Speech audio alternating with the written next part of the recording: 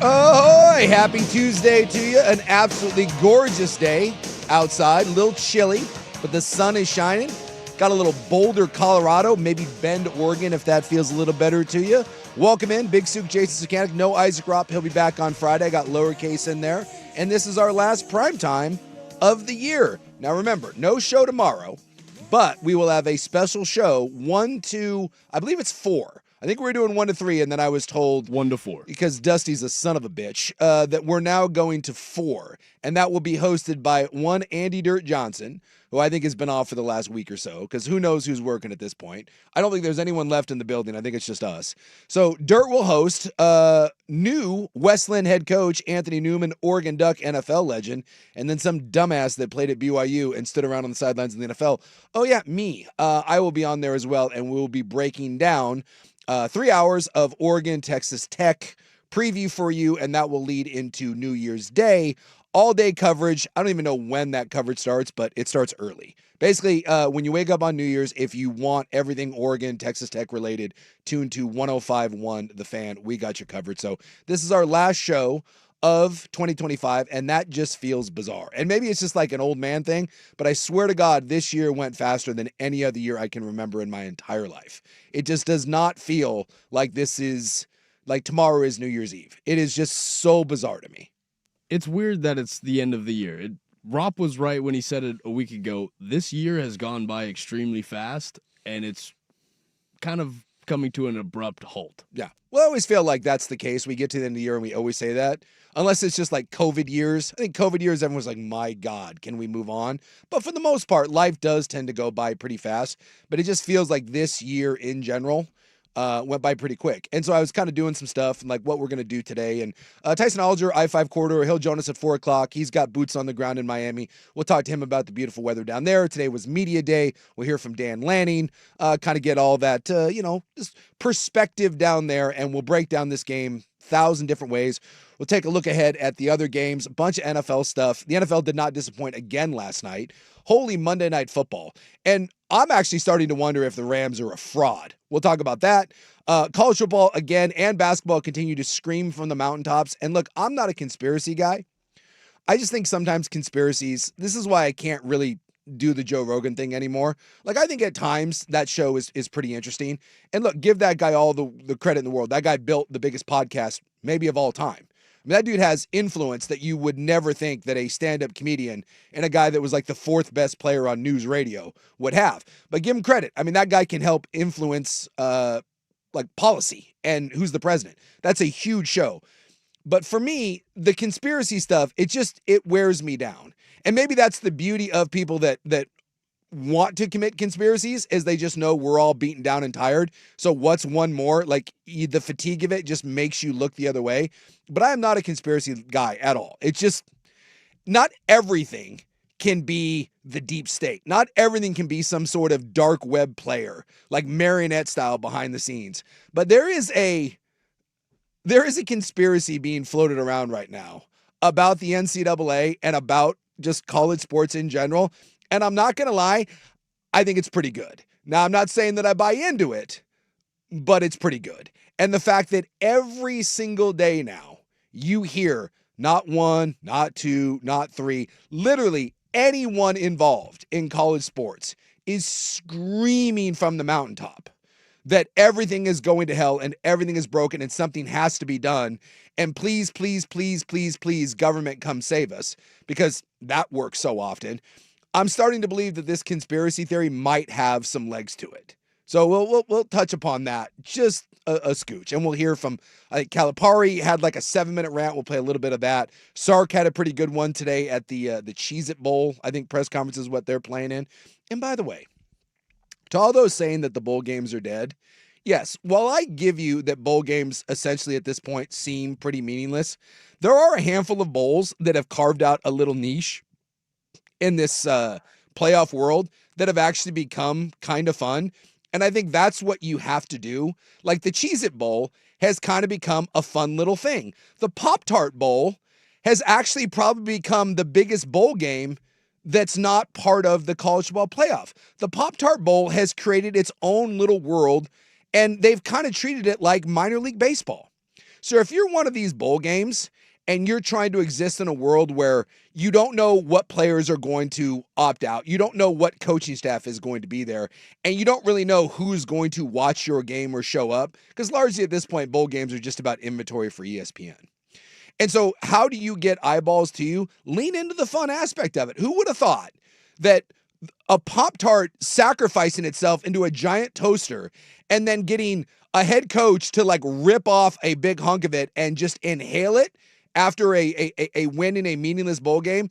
Who would have thought that that would become kind of the defining moment of the bowl season? I had people that I was watching the game with that were betting on what color of Pop-Tart was going to get eaten. Yes. Yeah, I don't remember who it was. It might have been, it was like Dan Wetzel, or it was one of the national like reporters, like one of the big reporter types. And he tweeted out, and by the way, like BYU got to play in the Pop-Tart Bowl this year. And my team, we won a game, and it was a 12-win season. And that was the first time they had won 12 games since my senior year, which was kind of cool. We won 12 games. It's like, yeah, that's awesome. And for a school like BYU, winning 12 games was cool. And they leaned into it. And yeah, they had some transfer portal guys, but they leaned into that game, and their coach took it seriously, and they had a lot of fun. They did a Pop-Tart stripe down their helmet. They did the little, the sprinkles on the helmet.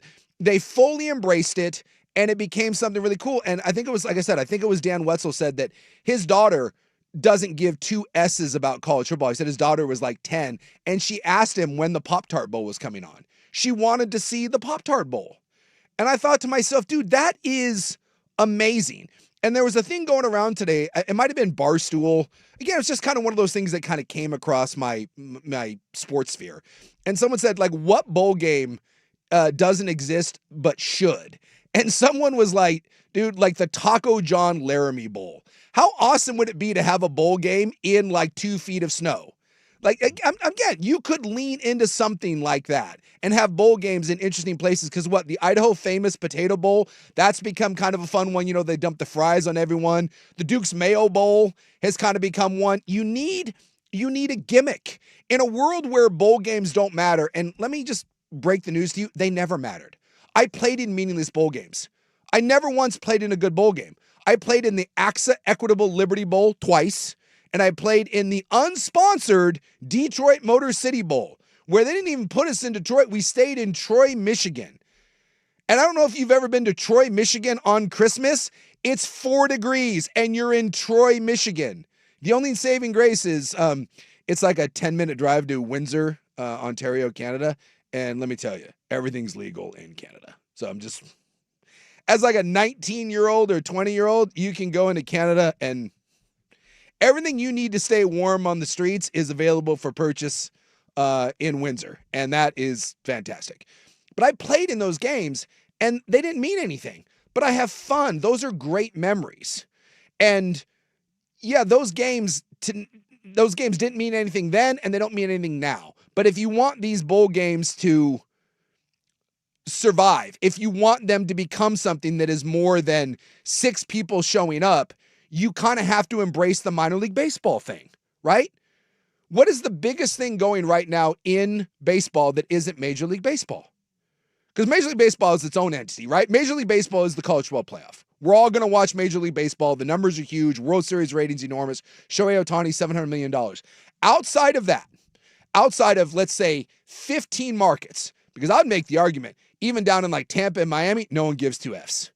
No one cares. No one cares about Major League Baseball in Miami. No one shows up. No one showed up in Oakland.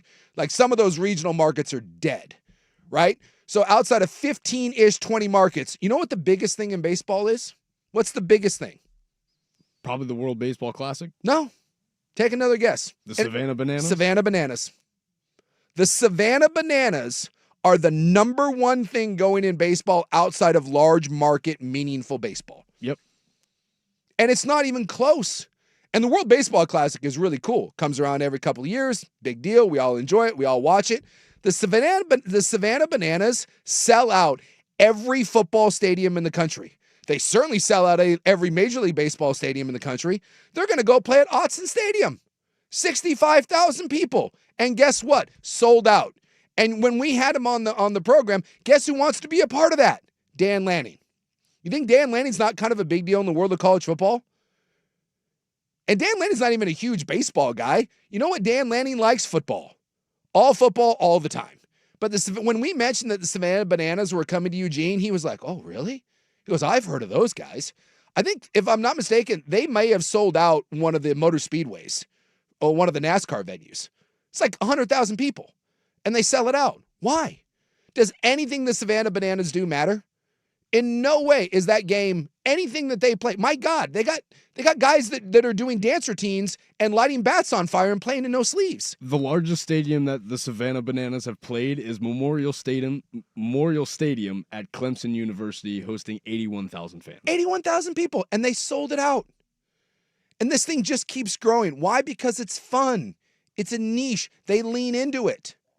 So anyone that tells me that bowl games don't matter, this is where I push back a little bit on the whole college sports is dead and everything is stupid and we can't compete. And oh my God, the sky's falling. Again, I will get to my conspiracy theory. It's not my conspiracy theory, but a conspiracy theory out there that I actually think is pretty good. But the narrative that there's nothing good going on in the world of college sports and that bowl games now are the most worthless thing in the world. No, they've never meant anything. Why did we care 10 years ago about the AXA Equitable Liberty Bowl? We didn't. Why do we care about it now? We don't. We didn't care about it then. We don't care about it now. But now there's a slight change. We're like, well, we have to find a way. Then lean into it. Make the change. Because the Cheez-It Bowl and the Duke Mayo Bowl and the Idaho Famous Potato Bowl, that made a difference. No one cares about the PlayStation Bowl. What was the LA Bowl that the Huskies played in? So that's going away. And they played, I'm trying to remember who the Huskies played this year in the LA Bowl. I might have been, did they play Boise in that? Boise State. They played Boise State. I had a friend of mine who's a diehard Husky fan. Do you know how long the Husky fans had, and Boise State fans, do you know how long that they had when they were told versus when that game was played? A week? 6 days. 6 days. Less than a week. So in the world of December that we're living in, where we all have holiday plans and everything, so you expect fans from Seattle and Boise to get told that the LA Bowl, that's it, just LA Bowl. You want to come to Los Angeles? Nothing special. Nothing special. And you want to watch your team play Boise State and 6 days notice. And then we wonder why no one showed up. And we wonder why no one watched. And Both teams didn't want to come. And now that game went away. It should go away. Someone said right here, the only reason I watched it was because of the Pop-Tart. Said that's the only way I watched it. Exactly. If the LA Bowl had leaned into this and not made it the LA Bowl, because I'll tell you what, getting to go to LA is no longer a treat. I've been to LA. Lots of people have. That's no longer, oh my God, my team's playing in Los Angeles. We're on the West Coast. You don't think people in Seattle and Boise have been to Los Angeles? I'm not sure if you've seen downtown Los Angeles right now. Again, maybe not the place that everyone wants to go in December. Hey, I got a holiday budget. What am I going to do? I'm going to go to LA? No, you have to give people something. Yeah.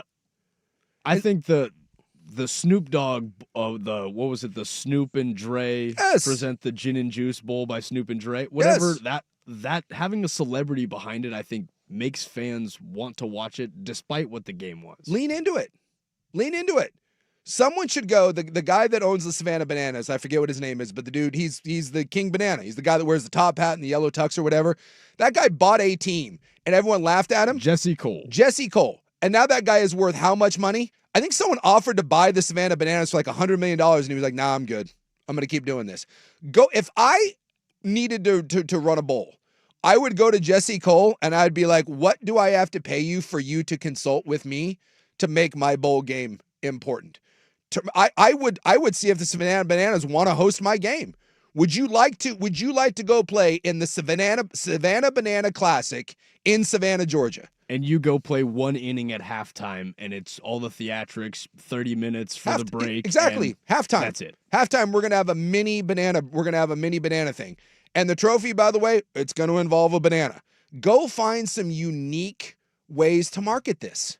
Because there's clearly a demand out there for entertainment. And this is what we're forgetting about right now, the world of college football. It's still entertainment at the end of the day. It's an entertainment product. Yes, it's about student athletes, I guess. And it's about winning championships and all that, but only for a handful of people. The vast majority of people are never going to win a national title. I was never going to play for a national title. Most 99% of the people, unless you're on one of 15 teams, which has always been the case. So what do we do to grow interest? Make it entertaining. Lean into it. You want bowl games to matter? Lean into it. Because if you don't, you're going to end up in a problem where you're at now, where everyone's screaming from the mountaintops that none of this stuff matters anymore. So you either got two choices at this point. Just accept it for what it is, do away with it, or actually try to make it better. And that's my question about everyone in the NCAA is, are you actually trying to make it better? And this is where we come back. We will get to the conspiracy theory that I'm actually starting to go a little Joe Rogan on this one, and I'm actually starting to buy into it a little bit. Primetime here on 105.1 The Fan.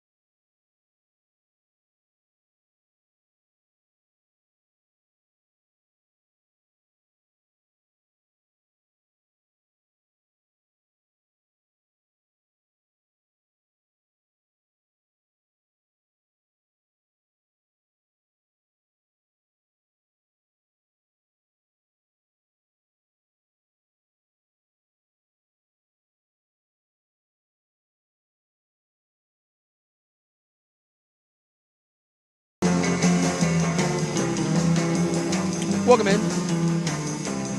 Talking a little college sports, bowl games, if you will. You can text the program 503-864-6326. Someone said, yeah, the Banana Split Bowl sounds awesome. Exactly. Someone as bowl game promoters should be talking to minor league baseball team managers. Those people' entire profession is to come up with gimmicks to get people to be interested. Yes. I don't know why this is such a hard concept for people to grasp. At the end of the day, nothing we do in sports matters. There's no more self-important thing that we do in this world than sports.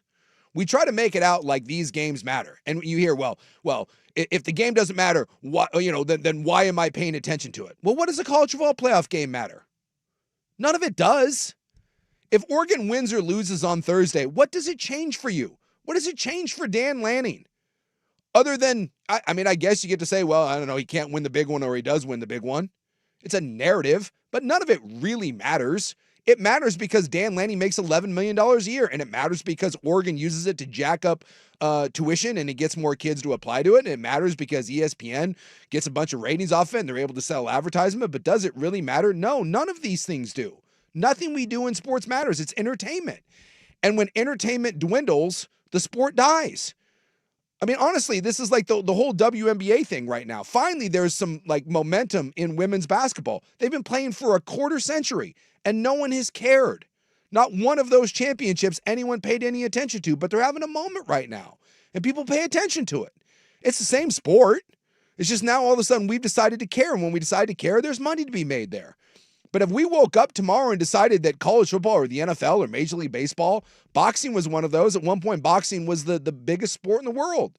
It's not. It's largely irrelevant now. It's been replaced by the UFC. You know, we stuff only matters when we decide it matters. And so if we decide collectively that bowl games don't matter because we stop paying attention, then they don't matter. But if you get promotions that decide to cook up some fun stuff and they get eyeballs on them, all of a sudden they'll matter.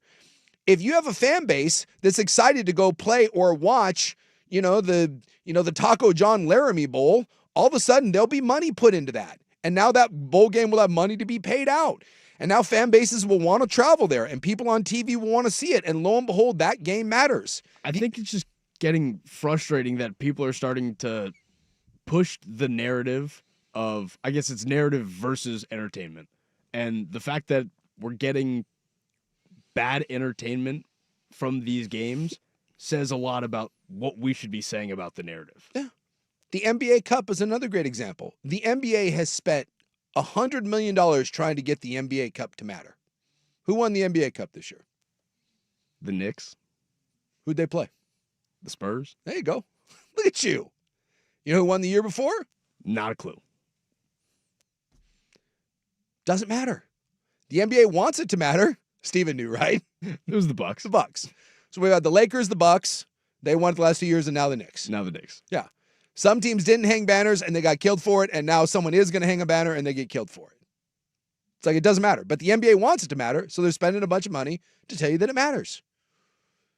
So it's this weird world that we live in. Something matters when we put resources and money into it.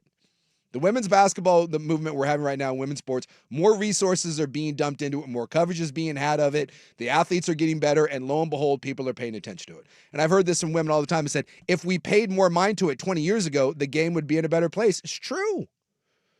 When we care about something and we dump resources into it, it grows. It's the old ad, like if I have a plant and I never water it, I never feed it, it dies. If I do water and feed it, it becomes a beautiful plant, more people pay attention to it. That's my whole thing that we have with college sports, and this is going to lead me to the conspiracy theory that I find actually pretty interesting. Because every day now when I wake up, like I didn't plan on talking about this today. I woke up and I thought, hey, it's a big weekend of the NFL. There's only one, there's a couple actual playoff spots on the line, 2 of them. Everything else is seeding. You know, the Packers are the only decided seed in the NFL right now. The only one. The Packers are the 7 seed in the NFC. And that's the only... It's the only one. 1 through 6 is completely up for grabs. Now, some teams are locked into whether you'll be the 5 or the 6, but the only seed settled right now in the NFL is the Packers at 7. No matter what happens this weekend, the Packers will be the 7th seed. And the AFC, everything is wide open. So I came in, like if I showed you my show notes, and I kind of go over these when I'm doing the show by myself. And before I go to bed, I kind of put down a little one spot. And my NFL notes are 3 times greater than anything else. But as I was kind of going through today, I heard from the president of the NCAA, Charlie Baker, heard from the Rutgers head basketball coach, who I didn't know who that was. There was a 7-minute rant by John Calipari that was making the rounds. Steve Sarkisian was screaming from the mountaintops because he wouldn't shut up about it. When I was driving in today and I was flipping around the dial, Paul Feinbaum wouldn't shut up about it. It was the main topic on First Take, and I was like, okay, well, this, again, has become the narrative, right? And then I heard this conspiracy theory, and I was like, oh my God, this is actually a pretty good conspiracy theory. And then Pat McAfee had Nick Saban on, by the way, and Nick Saban was like, I can already fix college football. This is what it is. And he went on like this 2-minute rant, and now everyone's passing it around being like, Nick Saban knows that this is the way to fix it. You know what the first thing Nick Saban said? Congress. We need Congress, right? And this goes to the conspiracy theory. The only way this gets settled, the only way we stop freaking out, the only way that we stop freaking out about this is collective bargaining or congressional approval. And we know the powers that be don't want collective bargaining. That means we have to include the players and we have to give them a fair split. And that's the easiest way to do it. And who starts to represent the players? Yeah, no one wants that. So we need Congress, right? And Congress can't figure anything out. So how do we get Congress involved? And so the working theory is that every single person involved in this, from Nick Saban to John Calipari, which also, let me just point out, I find it hilarious that John Calipari, of all people, is bitching and moaning about not having rules. You crooked son of a bitch. You have 2 Final Fours taken away from you. What? John Calipari had the nerve to go on a 7-minute rant today about how there's no rules in college sports. You had a Final Four team at UMass. Oh, wait, you didn't because it got taken away. You went to the Final Four with Memphis. You went to the national title game. No, you didn't because it got taken away. He had the nerve to mention student athletes. Derrick Rose was the player on that team. There's the reason why you played in the national title game. Someone took Derrick Rose's entrance exam for him. Who wasn't Derrick Rose? John Calipari. And you have the balls to stand up here and go on a 7-minute rant about how the NCAA is broken and the whole thing is collapsing upon itself and you don't want to be involved in it? Oh, dude, you are so sleazy that you could ooze under the door of the NCAA. That's how slimy you are, John Calipari. And yet you're now talking about how there's no rules. And it's the guys that have benefited the most from cheating, Nick Saban, who are the most vocal about this system now being broken because now everyone can do it. Back in the day, Calipari and Saban could do it, and they were doing it better than everyone else, and now everyone can do it just above board. It's like why everyone hates Oregon now. It's like, oh, Oregon's the new kid on the block. Yeah, they can just now do what you do. They didn't know how to cheat the right way before. They ain't cheat now because they can just pay everyone whatever the hell they want. They got Phil Knight. And so the working theory, and I think it's really, really freaking good. Everyone involved in this is crying and yelling and screaming, but actively leaning into tanking this thing. Because the only way you're going to get Congress to act, the only way you are going to get Republicans and Democrats to get off their ass, get together, and grant something antitrust protection that no other business gets, by the way. I mean, this would be unprecedented. $1 billion business who's just cannibalizing itself. And you're just asking them to be allowed to operate illegally and different than every other business in America simply because we want it. That's it.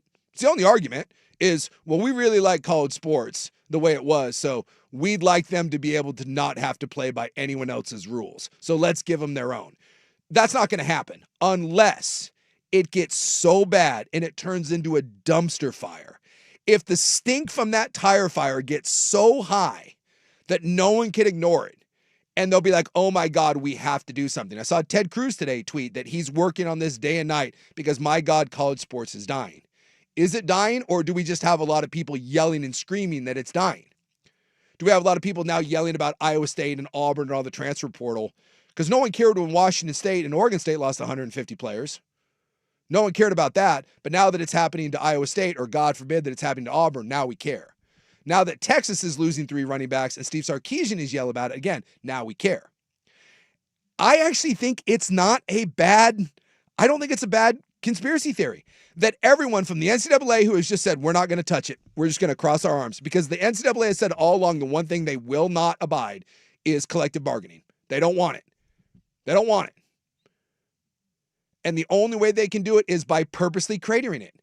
And I do think it's a fair question to ask, is that Charlie Baker and Steve Sarkisian and Nick Saban and everyone else, are they purposely steering this thing into the side of the mountain, putting no guardrails up, and then spending every minute of every day bitching about how stupid it is while crying to daddy up on Capitol Hill, please save us, please save us, please save us, please save us. And remember, what are they saving us from?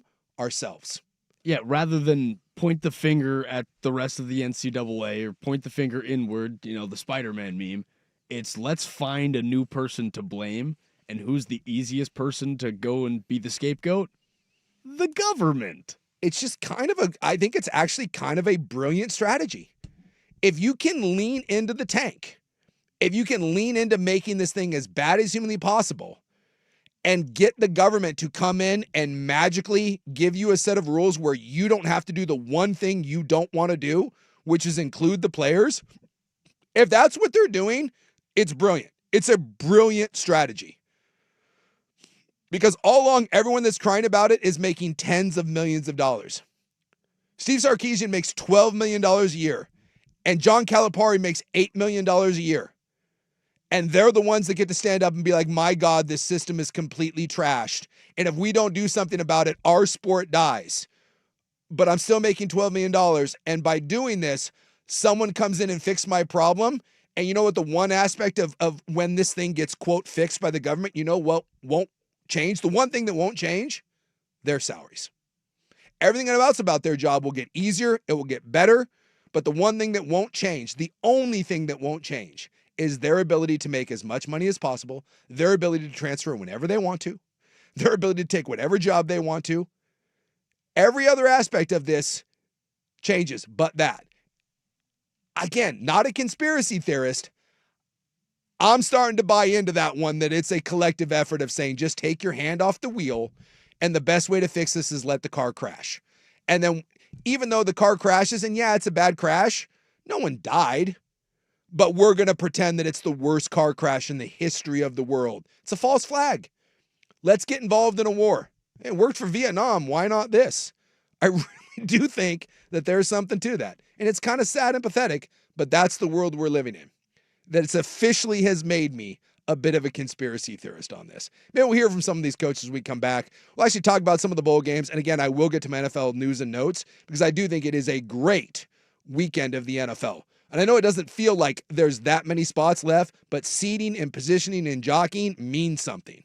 And if you don't think it means something, you should have listened to Sean McVay after last night's disaster of a Monday night game. That when we come back. Here, though, is Casey with an update. Now, from the George McCoy at Warren Allen Sports Desk, a Sports Center update on the Fan Sports Network, 105.1 FM and 1080 AM. This Sports Center update is brought to you by Laurelhurst Market, Steakhouse, and Butcher Shop. A great spot for any occasion, and don't forget, you save 10% on your Butcher Shop order when you dine in. Menus and more at laurelhurstmarket.com. First on the Fan, the second round of the college football playoff is almost here as your Oregon Ducks will travel to Hard Rock Stadium to take on the Texas Tech Red Raiders this Thursday for the Orange Bowl. Make sure to catch all of the game day coverage this Thursday right here on the Fan, plus a special edition of the Orange Bowl preview show tomorrow from 1 to 4 with Dirt, Anthony Newman, and Big Sook. Your Portland Trailblazers defeated the Dallas Mavericks in a close 125-122 victory last night. Denny Avia leading the way for the Zers, but a strong performance from Caleb Love helped boost the Blazers down the stretch. He posted 24 in the contest. They will go on to face the Oklahoma City Thunder tomorrow inside Paycom Center. Some more NBA news for you as three-time NBA MVP Nikola Jokic has been diagnosed with a bone bruise and a hyperextended left knee after he went down in Denver's loss in Miami on Monday night. Jokic is expected to miss up to 4 weeks, but the injury is not said to be season-ending. Finally, some NFL news for you as Dallas Cowboys have released veteran cornerback and two-time Pro Bowler Trayvon Diggs. Diggs has signed a 5-year, $97 million contract back in 2023 and has not been credited with an interception this season after tying the franchise record with 11 back in 2021. For more sports scores and stories in 30 minutes, I'm Casey Smith from the George McCoy at Warren Allen Sports Desk. Hurt and missing work? Insurance companies acting like jerks? Don't call your mom. Call George McCoy at warrenallen.com. The Fan is live on YouTube and Twitch. And now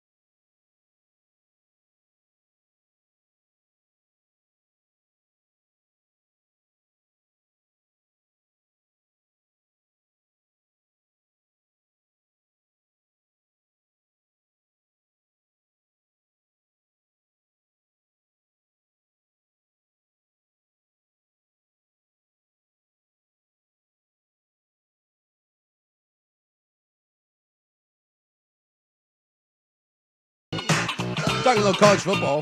By the way, the Liberty Mutual Music City Bowl going on right now. Vicious cockfight between Tennessee and Illinois. But remember, the SEC will only tell you that bowl games matter when they win. By the way, the SEC 2-4 in bowl games so far, and the Big Ten 5-0. Dan Lanning today on Media Day claimed the Big Ten best conference in the country. Two-time national champion the last 2 years and 5-0 in bowl games. So, but remember, the narrative only matters when it benefits the SEC. You also have the Valero Alamo Bowl, USC, TCU, and then Coastal Carolina and Louisiana Tech played in the Radiance Technologies Independence Bowl. The key to a bowl game, too, is getting to a cool place. Like, I played the 2 games that I went to in Memphis. Those are pretty cool games. So the Music City Bowl's in Nashville. That's a cool place to go play. Like, if you're a college kid, and maybe it doesn't matter anymore because these kids actually make money. We didn't have any money. And so, like, going to a bowl game was kind of fun. Am I back? Yeah, yep, you're back. Yeah. So that was happening yesterday, too. Might want to make a note of that. Yeah. Apparently, my mic decides to just cut out at times. Thought that was my headphones, but it turns out it's the mic. So a little on-air producing there. Case, make a note of that. But yeah, getting to go to a bowl game in a cool place was a big deal. So like when we went to Memphis, that was really fun. I'm guessing Nashville, again, fun time for these kids. And maybe the transfer portal, again, takes some of that out because, again, you got kids now making all this money. But I would still think that if you're a 19-year-old kid, even if you have a little money, I think I'd have a better time in Nashville if I had $100,000 in my pocket than if I had nothing. Again, it makes the LA Bowl so much worse in my eyes. You have people going to Nashville, people going to Memphis, people enjoying every bit of the culture, and then you want to send me to LA in... Yeah, go to party cities. Nah, like if you got to a bowl game in New Orleans, and the thing is, if you go to like the Sugar Bowl, you have to kind of be locked in. But if you send me to the Mardi Gras Bowl, I don't know what bowl game is happening in New Orleans that is actually, kind of one of these bowl games. But if you sent me to a bowl game in New Orleans, or you sent me one in Miami, you sent me to one in a cool destination, Vegas obviously would be a cool one, and you give me a couple bucks to spend, you give each player like, $2-3 grand on top of their NIL, and you're like, hey man, go have fun in the city for a week, and you're gonna play a little bowl game. Hell yeah. You'll get guys to play in that. Not everyone, but those should still be cool games. The New Orleans Bowl was last week, December 23rd. Western Kentucky beat Southern Miss. But right before Christmas, you're going to send me to New Orleans, and then I get to go back home and hang with my family after being in New Orleans and playing a bowl game. That sounds like a pretty fun experience. Yeah. Well, Steven, who's our new producer who will start at some point this week, we introduced him to him yesterday. He asked me today, we were sitting around in the office, and he said, would you transfer in today's portal world? And I said, well, I would have transferred after my first year. I didn't like BYU when I got there. I tried to transfer, and that was back in the day where they could hold your scholarship, and they could decide where you could transfer to. And, they weren't going to let me go somewhere that I wanted to go. They basically said I couldn't transfer anywhere in the Pac-10, which is most of the places that I had built any kind of relationship with getting recruited. So I was like, crap. So I was like, God, am I going to have to pay my own way for like a year and a half? And it kind of spooked me and ended up staying. So I would have transferred in the portal at the beginning. My junior and senior year, when I was actually good, would I have transferred? I don't think I would have. But you throw money into it, that's where I'm not going to be hypocritical and say I don't know what it depends on where that money is. How old were you your junior year? I was 20 years old, 21 years old. So it's one thing, like I can say that at that point I don't think I would have wanted to leave my friends. At that point, it's guys that I played with for 3-4 years. I thought we were going to have a pretty good team. I was comfortable where I was at. Maybe you're dating someone. I would think, no, this is kind of where I'm at, and I'll play out my final 2 years and see where this goes. But think about maybe your 3 friends that you're hanging out with Gone. Are all ready to leave too. Yeah. If my roommate, who was my roommate for a couple of years, who was one of my best friends, who was a year older than me, he leaves, all of a sudden that's different. And CBS Sports put out a thing of kind of where the money is for transfer portal stuff. And, they were talking like an interior lineman that I was. They're saying for like a good interior lineman, it could be $500,000. So it's one thing, like my junior year, let's say my junior year when I was an all-conference player, let's say I could have gotten, let's say I could have gotten $100,000 to go somewhere leading into that season. And then that coming off an all-conference season, my senior year, maybe I get 3 or 4 or 500,000. And then coming out of high school, I was a high school All-American. Let's say I would have been a 3, maybe a 4-star recruit, because that wasn't really a thing when I was coming out. Does that get me $100,000 to go somewhere? And now all of a sudden, over the course of those 3 years, just those 3 decisions, could that have made me $800,000? That's more money than I ever sniffed in my 2 years of the NFL. It's more money than I would have ever made in my entire life. And I don't remember who it was. It might have been Sark that had it in one of his rants, where he lost 3 running backs to the portal. And he was talking about how, do you have the Sark clip? Here, this is like 45 seconds of Steve Sarkisian today, getting ready for his bowl game. Yeah, no, I think it's all so strategic, right? Because it's one about need, it's 2 about money, and the cost, and where's the market, and which agent you're dealing with. There's some agents that are rational, and there's some that this is their first time ever being an agent. I don't even know if they're licensed to be agents, but all of a sudden they get to be agents, because we have no certification process in college football. Or in the NFL, you have to be certified. In college football, it might be their college roommate, their freshman year, who's their agent right now. And this guy's throwing numbers at you, and it's like, we can't even deal with this. Like, you just move on. And so it's unfortunate, and we'll get there in college football, but right now it's a tough situation. That being said, see, at least I thought that was at least a rational point of it, where he said, hey, if someone's coming at me, and again, he had 3 running backs under the portal. If someone comes to you and says, hey, I want $1 million, good for you for being like, dude, we're not paying that. And I think there's another clip where he says, hey, if you can get that out there, good luck. But you don't know if you don't ask. So for some of these kids, this is their only opportunity, like Diego Pavia at Vanderbilt. It's the only time he'll make this money. He will not play in the NFL. This is it.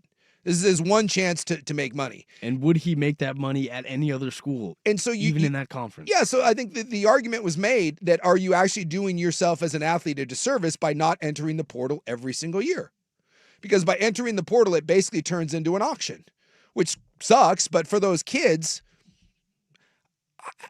I would like to say there's more to it than just money. You should stay where it's a good fit. You should stay where you're comfortable, and continuity and all that stuff.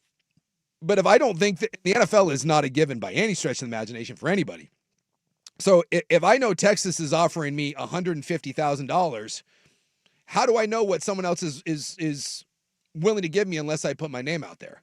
And it really does behoove the athlete every year. If you're trying to maximize your dollars in a short window, you have maybe 3 or 4 years to do this. I understand why kids are doing it.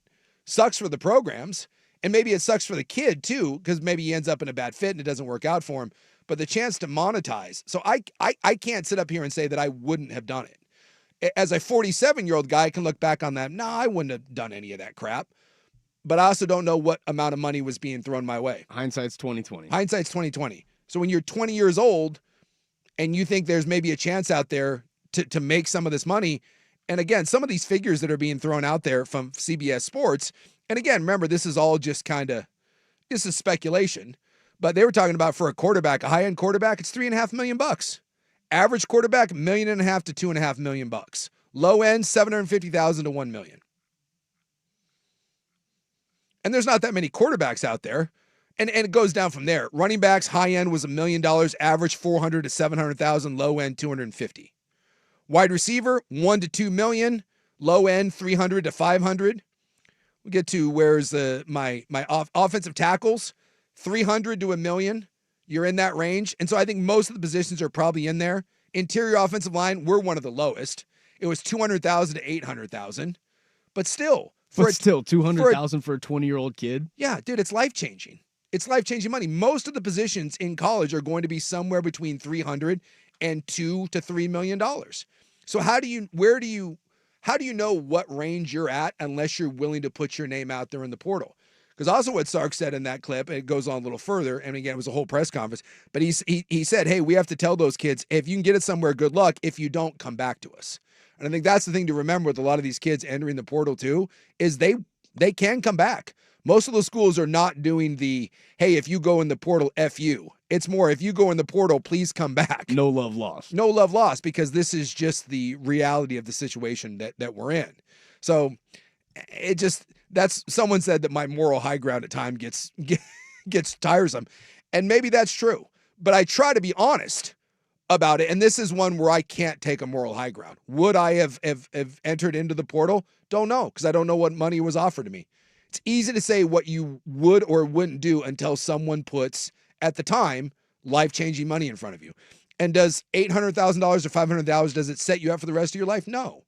But at 19 years old, probably the most money I'd ever had in my hand at any given time was probably a scholarship check, which was $900. I think that was probably the most money I'd ever seen in my life, was $900. That was my scholarship check every month. So if someone came to me and said, here's $500,000 and we don't want you to play at BYU, we want you to come play at a better university. We were a good school. We were a top 25 school. We weren't a national title school. So if I'm there happy at BYU, and like I said, I got my little girlfriend, I got my buddies, everything's going great, and BYU's paying me $25,000, and I'm like, oh, this is fantastic, or $50,000. And then Oregon comes to me and says, hey, we need a center. And you're from this area, by the way. Would you like $500,000 to come play at Oregon and for a chance to win a national title? It's hard. It's hard at that point to say no, even if I didn't want to leave my school. And that's just the reality of what we're facing now. I think that makes anyone go, I'll rethink that a little bit. Yeah, it's tough. It's a tough world out there right now.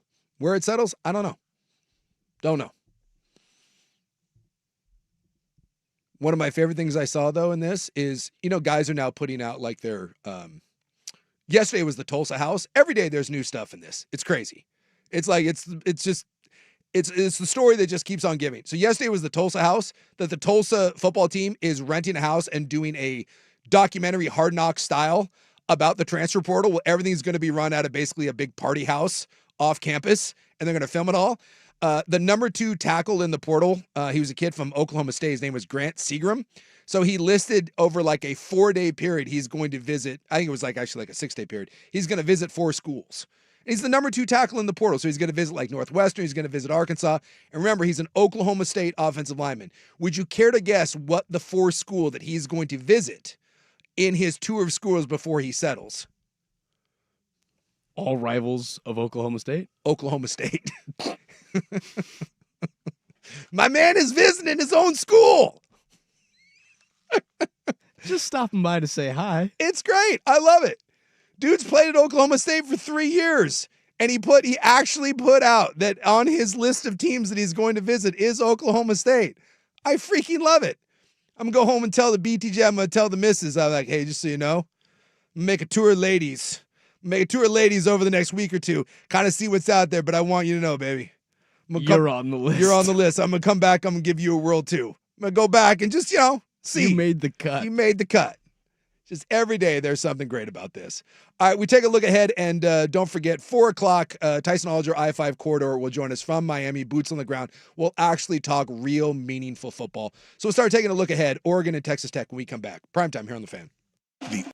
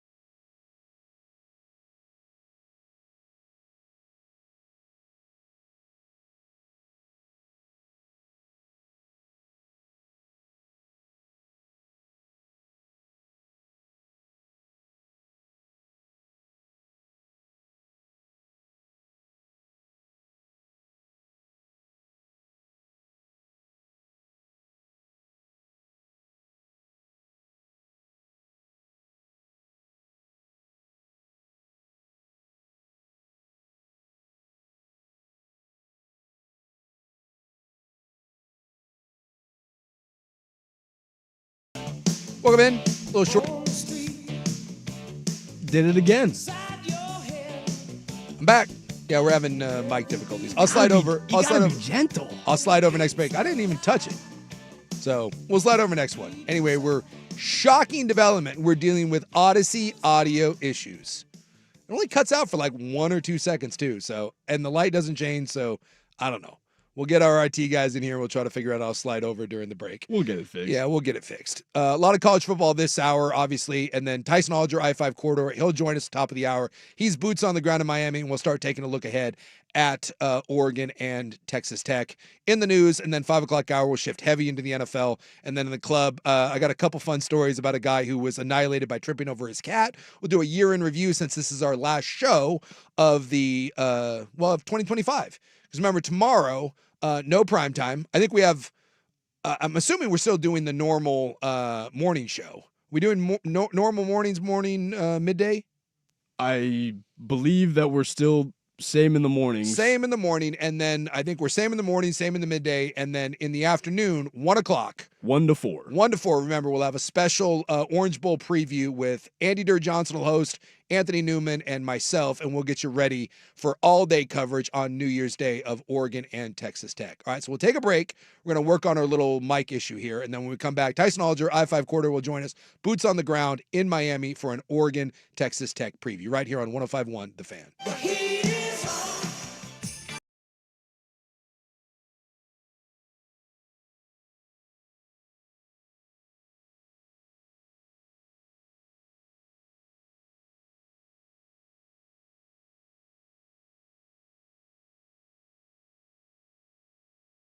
Team that's focused on innovation, collaboration, and creativity. You want Mods PDX. At Mods PDX, we craft beautiful, sustainable, energy-efficient buildings of the highest quality. Our modular approach means your project can be completed faster than traditional construction, and our team of uniquely qualified architectural and trade professionals have the expertise and experience to make your vision a reality. Visit us today at modspdx.com. Hey, it's Suk for A&E Plumbing, Heating, and Air. Right now, A&E is featuring the Great Northwest Series. It's a heat pump designed for homes right here in the Pacific Northwest. Gas or electric, this system adapts to your needs. And not only can you get 12 years of parts and labor protection and 10-year financing at 2.99% with approved credit, but the system also qualifies for rebates from Energy Trust of Oregon and PGE. So visit aeheatingandcooling.com to learn more. A&E is your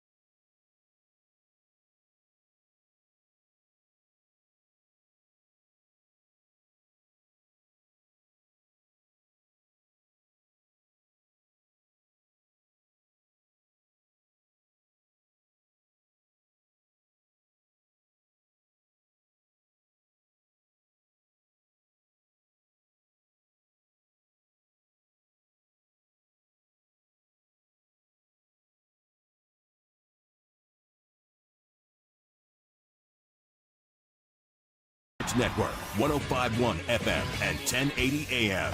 This Sports Center update is brought to you by 808 Hawaiian Restaurant. Mixed plates like Grandma used to make if your grandma were from the Big Island. Woodstock, Burnside, Beaverton, or online at ate-oh-ate.com. First on the Fan, the second round of the college football playoff is almost here, as your Oregon Ducks will travel to Hard Rock Stadium to take on the Texas Tech Red Raiders this Thursday for the Orange Bowl. Make sure to catch all the game day coverage this Thursday right here on the Fan, plus a special edition of the Orange Bowl preview show tomorrow from 1 to 4 with Dirt, Anthony Newman, and Big Sook. Your Portland Trailblazers defeated the Dallas Mavericks in a close 125-122 victory last night. Denny Avia leading the way for the Zers, but a strong performance from Caleb Love helped boost the Blazers down the stretch. He posted 24 in the contest. They will go on to face the Oklahoma City Thunder tomorrow inside the Paycom Center.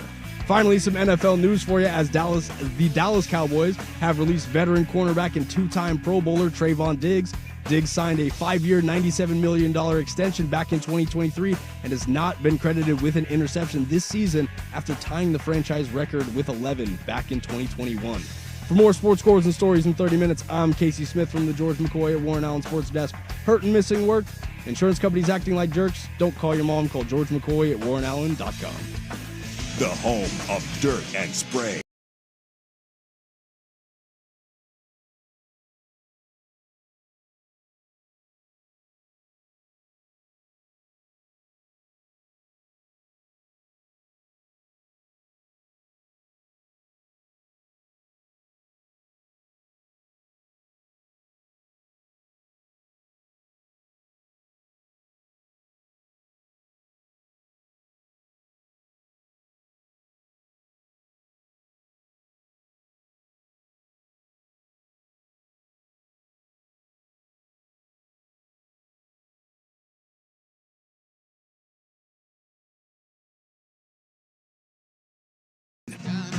Welcome in. One down, still 3 to grow. A year-end recap today in the club at 6 o'clock.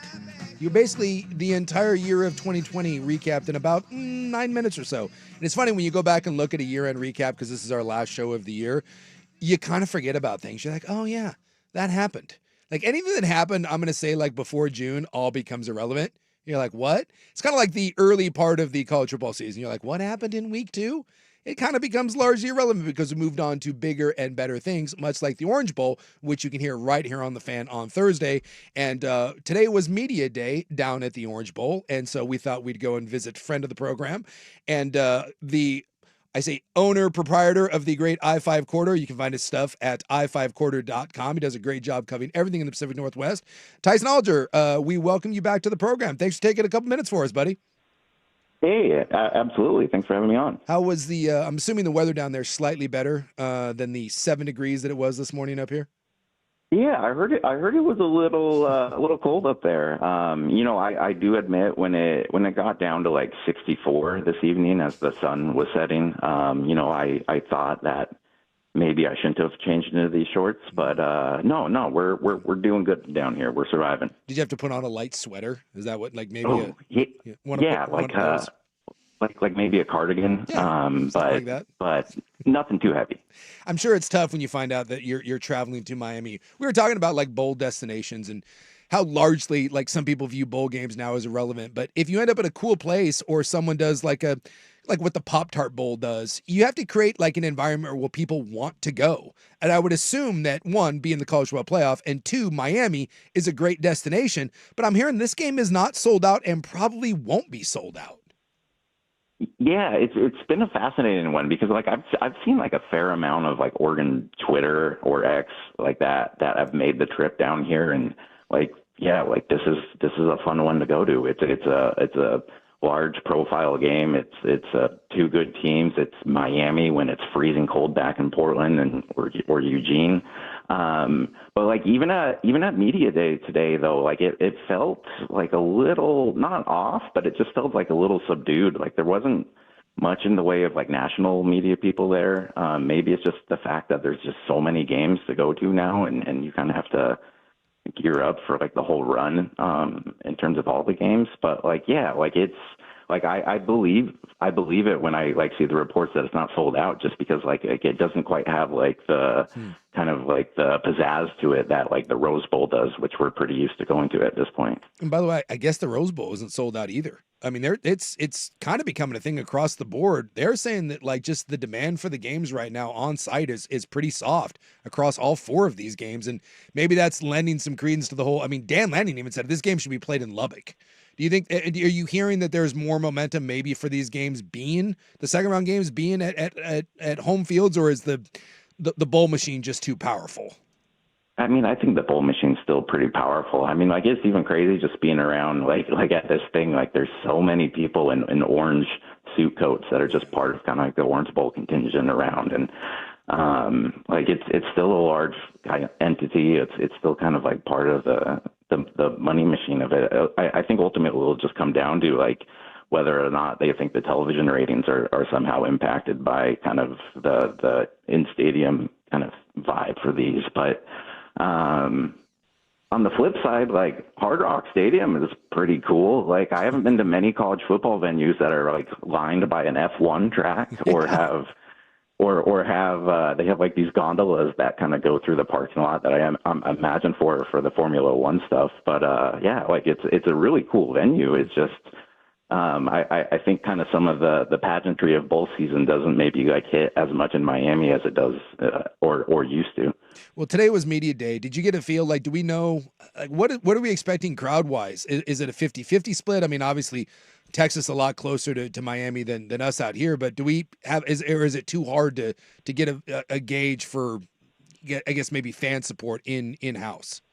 Yeah, I didn't have like a good kind of opportunity to gauge fan support today. This was kind of a more media only sort of thing, but you know, I like I said, like I've seen a fair amount of Oregon people that have made the trip out here, but ultimately there are a lot of people from Texas, and Texas is a lot closer, so do the math. I think what we saw today of what practice. So Evan Stewart out, everyone else in, like not. I mean, it kind of sounds like this is as healthy as Oregon has been all year, with the exception of Evan Stewart, who's not going to play. Yeah.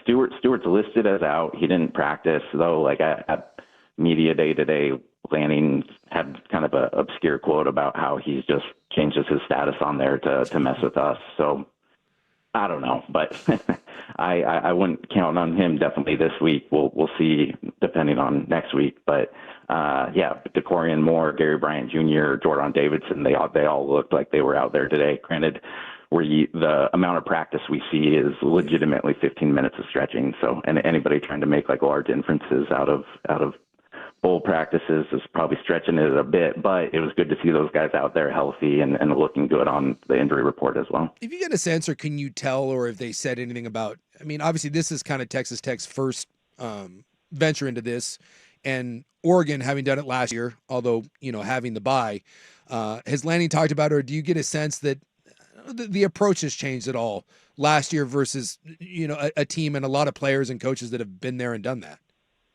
Yeah, like I just get the sense that they're really comfortable with all this. I mean, there was a lot of pressure that came with last season. You were undefeated. You won the Big Ten. You have this massive rematch against Ohio State. Like that was a pressure cooker of a season last year. And like I think up until that final game, like they handled it pretty admirably.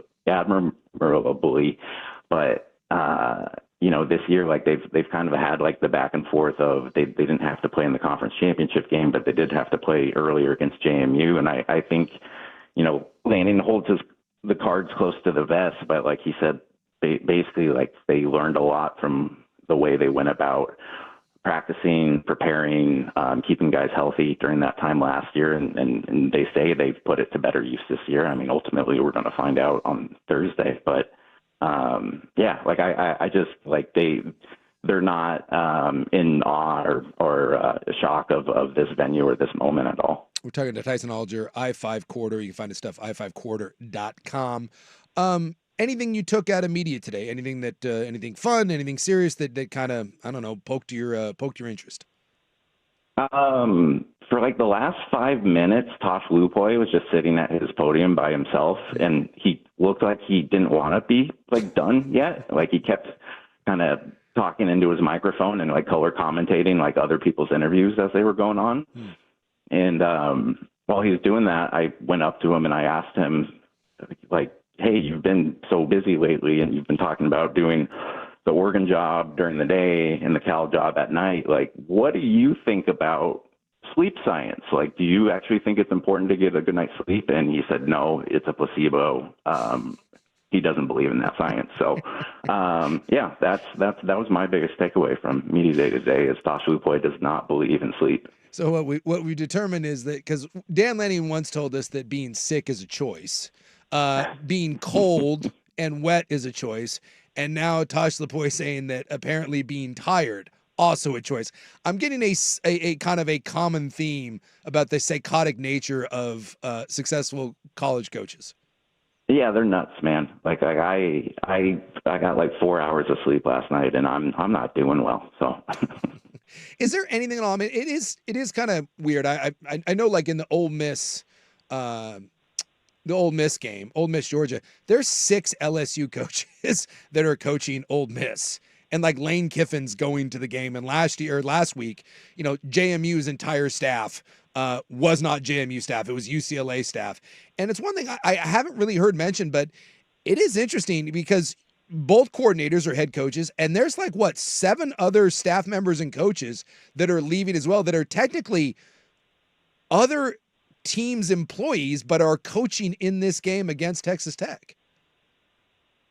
Yeah, it's weird, isn't it? And like I think maybe the only like kind of large separator in that is the fact that Dan's still the head coach and he obviously has enough trust in these guys that if he thought that like it was going to be an issue having them around, like I don't think for a second Lanning would hesitate to show them the door. But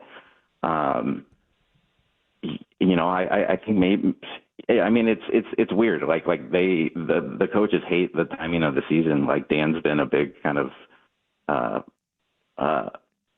at the forefront of like saying that the season needs to be done on January 1st, and there's too much other stuff that gets intertwined when you're stringing this thing out until mid-January. But I think it helps that Oregon is at least at a higher position in terms of stature compared to Kentucky or Cal. And so like, you're not necessarily worried about losing like really good players, but yeah, it's kind of crazy to see like the amount of just like what kind of staff that are heading out to those two different schools. It's just something to keep an eye on. Cause you know, if Oregon wins, then it's nothing, but if they stub their toe and they lose to Texas Tech, which is a real possibility, that's a good team over there. It's funny how that will become a narrative real fast. Yeah. You know, maybe they needed to get some sleep. Do you have a general feeling? What's just kind of your take as you get closer to game here? We're 48 hours away. Your general take on this matchup, which I think is the best matchup of the 4 games.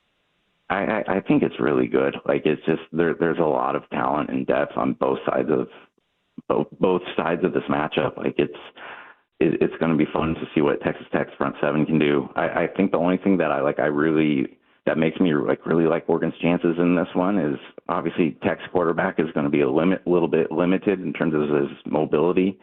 And I just feel like that kind of losing a little bit of that dynamic ability is just going to play in Oregon's favor. I like the way that Oregon has been able to win like in like 8 different ways this season, whether it's like blowout or close game or need to play, you know, slow football, fast football, like they've been in just about every type of game this year. So I just think that with Oregon's talent and their health returning, I like them a little bit better than Tech in this game. It is weird because we don't in the NFL. It's all about quarterback play, right? It's like, well, we trust quarterback play, and you look through college football, and we don't give that the same sort of credence.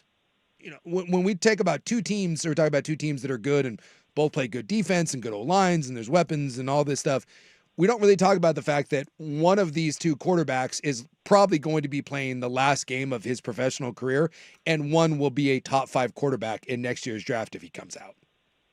Yeah, it's pretty wild. I think, you know, that's what used to kind of be so fun about some of those old Oregon teams that, you know, you look at like the 2010 team or the 2014 team.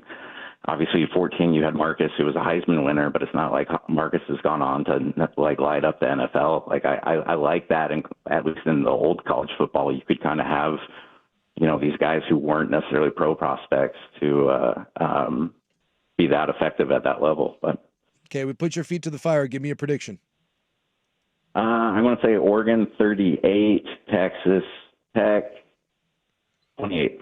Ooh, I like. So you're going high scoring affair. I don't think Texas Tech has given up more than 26 all year. I like. That's a bold prediction. Going 38. Hey, it's 2026. Yeah, anything can happen. Well, anything can happen, baby. We It's appreciate Miami. We appreciate you taking some time. Enjoy Miami. I'm assuming you get one more night to kind of kick back and relax. New Year's Eve in Miami is pretty good, and then we gear up for the one that we all want to see, which is Thursday. Yeah, I'm looking forward to it. I don't hate the location here, and I don't think it will be a bad New Year's Eve. So appreciate you guys having me on. And I'm sure there'll be a lot of content coming out on the I-5 corridor about this one.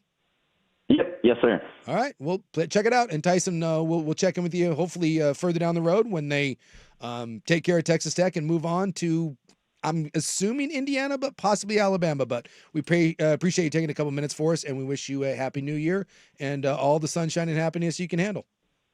Hey, absolutely. Thanks, man.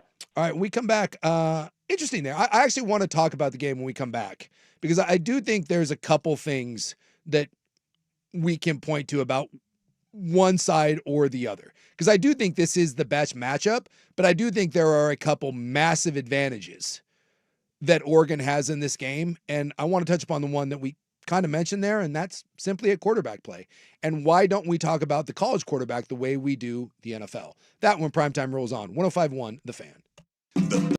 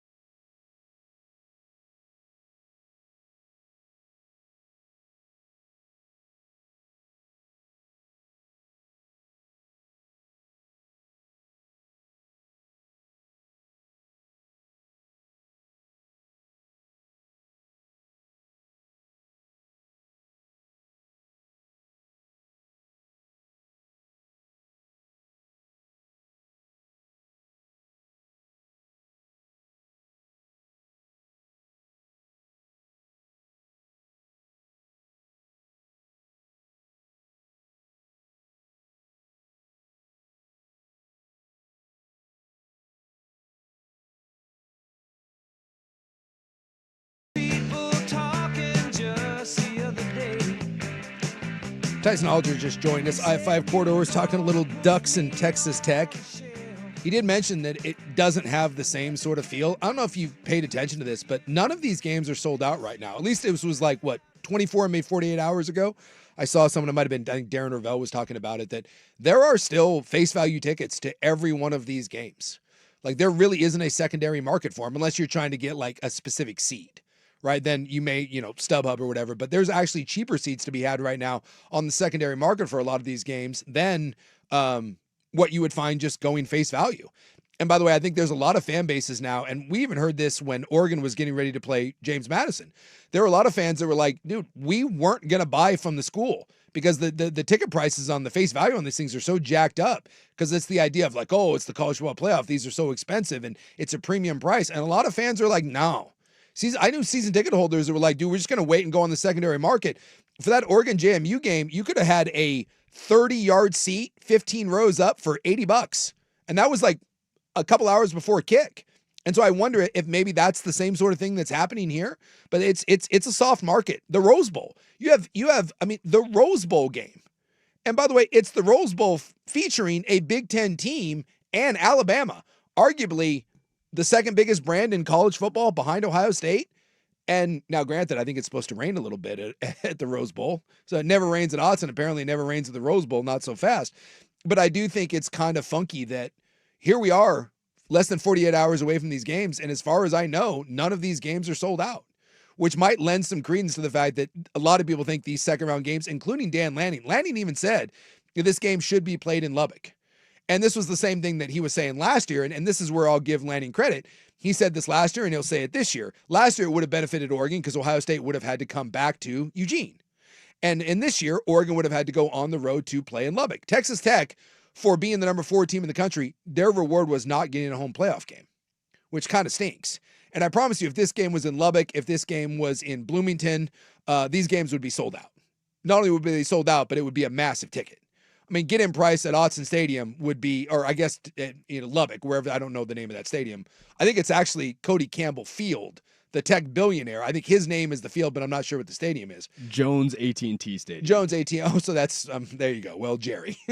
I mean, that would, that we wouldn't have to worry about that. But that's a conversation for another time. We were talking to Tyson there, and he said the bowl game thing is so powerful. I'm not certain that will ever go away. But these games should be played. These second-round games should be played at home stadiums. They should. And then all of a sudden you're asking fans to not travel 3 or 4 times. You're asking them to travel twice. Largely that would be a Texas Tech fan base, and then whoever wins that game, you're asking the fans to go to a semifinal game and then the finals. That's a much easier ask than asking a fan base to travel 3 times or to pay for a home playoff game and then 3 times, or in the case of a team that had to go on the road in the first round, you may be asking that fan base to travel 4 times. There's just not many people that can afford to do that. Well, what's the benefit of a Texas Tech with their seating at 4? They didn't get the home bye game. No. They just got a week off. Yeah, that's it. Week off, and then you can make the argument whether the week off is good or bad. Again, Lanning would tell you this year that they were glad to have the week to knock the rust off. But there's a difference between playing JMU in that game than Alabama or Notre Dame. Yeah. Something tells me if Notre Dame came into Autzen Stadium 10 days ago, it wouldn't have been so exciting to say we want to knock the rust off. But for all the ways that this game can be broken down, and I think this is a good matchup. Said along, I think this is the best matchup we have in the first round of college football, and I think it's the definition of kind of a coin flip game. I can see a road in which Texas Tech wins. Absolutely. Texas Tech's front 7 can strangle teams. They've given up 20 points 1 time this year. 1. And that was to Arizona State. And by the way, Texas Tech had a backup quarterback in that game. Will Hammond played in that, not Morton. And I actually went back and watched that game. And in every one of Arizona State's drive, every one, they had an explosive play. In fact, their least explosive play in one of those scoring drives was a 20-yard pass. And then one of them was the definition of a short field. There was an interception, and they only had to go like 15 yards to score a touchdown. But of those explosive plays, most of those were deep passes, 30-plus yard passes. And Sam Levitt ended up having a nice game. Sam Levitt threw for 319 yards. He had the 1 touchdown, but he had 4 big explosive plays. And in every one of those plays, he was getting hit. It's funny, when you go back and watch that game, And I mean, like, literally as he's getting rid of the ball, taking one in the chops. But he stood in the pocket or on the run, and he delivered big balls downfield. Because you look at Texas Tech secondary, it's probably the weakness of the defense. But the front seven has been so good, and they were literally half a click away from erasing every one of those big plays. And they probably strangle ASU the way they do everyone else. And instead of losing 22-26, they probably win 22 to 14. And like you said, the quarterback play in college football should be more, again, on a pedestal the way we talk about NFL football. It just goes to show you that the difference in that game was Sam Levitt. Was the quarterback. Yes, and that's ultimately why. And I'm not a duck homer by any stretch of the imagination. I've said a million times, this to me doesn't seem like a national title team for Oregon. Just doesn't. I think this is a very good Oregon team. I think they could win a national title because I don't think the rest of the teams in the playoff are elite either. I just don't. And I think the two best teams are on the opposite side of the bracket from Oregon. I think that's Georgia and Ohio State. I think they benefited a ton from having Georgia and Ohio State only having to play one of those teams, and that's if they make it the whole way. But when I look at this Texas Tech and I look at this Oregon team, I keep going back to that game against Arizona State. Texas Tech was only pushed once all year. And that one game that they were pushed and they lost, granted, they had a backup quarterback, but this goes to my larger point. They lost that game because their backup quarterback wasn't as good as Sam Levitt. And when you start talking about who's the next best quarterback that Texas Tech played all year, is it Bear Brockmeyer at BYU? And they made him look pathetic. Awful. Horrid. I mean, Dampier at Utah, but he had a beat up ankle. I mean, honestly, they didn't play another elite quarterback. I mean, Avery Johnson, if you want to go down that road at Kansas State, is that what we're doing? The level of quarterback play that they are about to face in Dante Moore is so far and above anything that they've seen, including Sam Levitt. Yeah, and 100%. And ultimately, when I think about this game, I can't ignore that. Is there a scenario where Texas Tech just strangles out Oregon? Absolutely. Because we've seen Oregon's offense get ground down. 17 points in regulation against Penn State. Iowa held them to 18. Indiana held them to 20? And Indiana's a really good defense. And I think Indiana's secondary is better than Texas Tech's, but this is the best front seven that they will face. It's the best linebackers and it's the best fronts. 2 best rush ends, 3 best linebackers. This is a big boy front. This is not a Big 12 front that they are facing. This is an SEC Big 10 front that's masquerading as a Big 12 front. But at the end of the day, Dante Moore is greater than anything that Texas Tech will have seen outside of Sam Levitt. And when they played Sam Levitt threw for 300 yards, and they had big explosive plays. And Oregon's going to need to have big explosive plays. And in the world of the NFL, like you mentioned, quarterback play is everything. If I have a game and it's the Seattle Seahawks, and let's say it's the Seahawks and they're playing, let's say they're playing the Rams. And we've seen that game, and that game was as close as can be. But if you're watching the Rams and you're watching the Seahawks play, right? And there's a lot to like about Seattle, there's a lot to like about the Rams. Why do most people like the Rams in that scenario? Matthew Stafford over Sam Darnold. Yeah. Why do we continue to say, even though Buffalo has no run defense to speak of, and they really don't have a good offensive identity other than let's get in run heavy situations and let Josh Allen put on the Superman cape, why do we think that Buffalo is a Super Bowl contender? I'll do you one more. Why do we believe a team that has been statistically their worst since they were last in an AFC championship, why do we think the Baltimore Ravens are going to beat the Steelers? Because the idea that Lamar Jackson can come back, even though he hasn't looked that way all year. But we do that at quarterback. And for some reason in college, we don't. And maybe it's because we see Will Howard win a national title.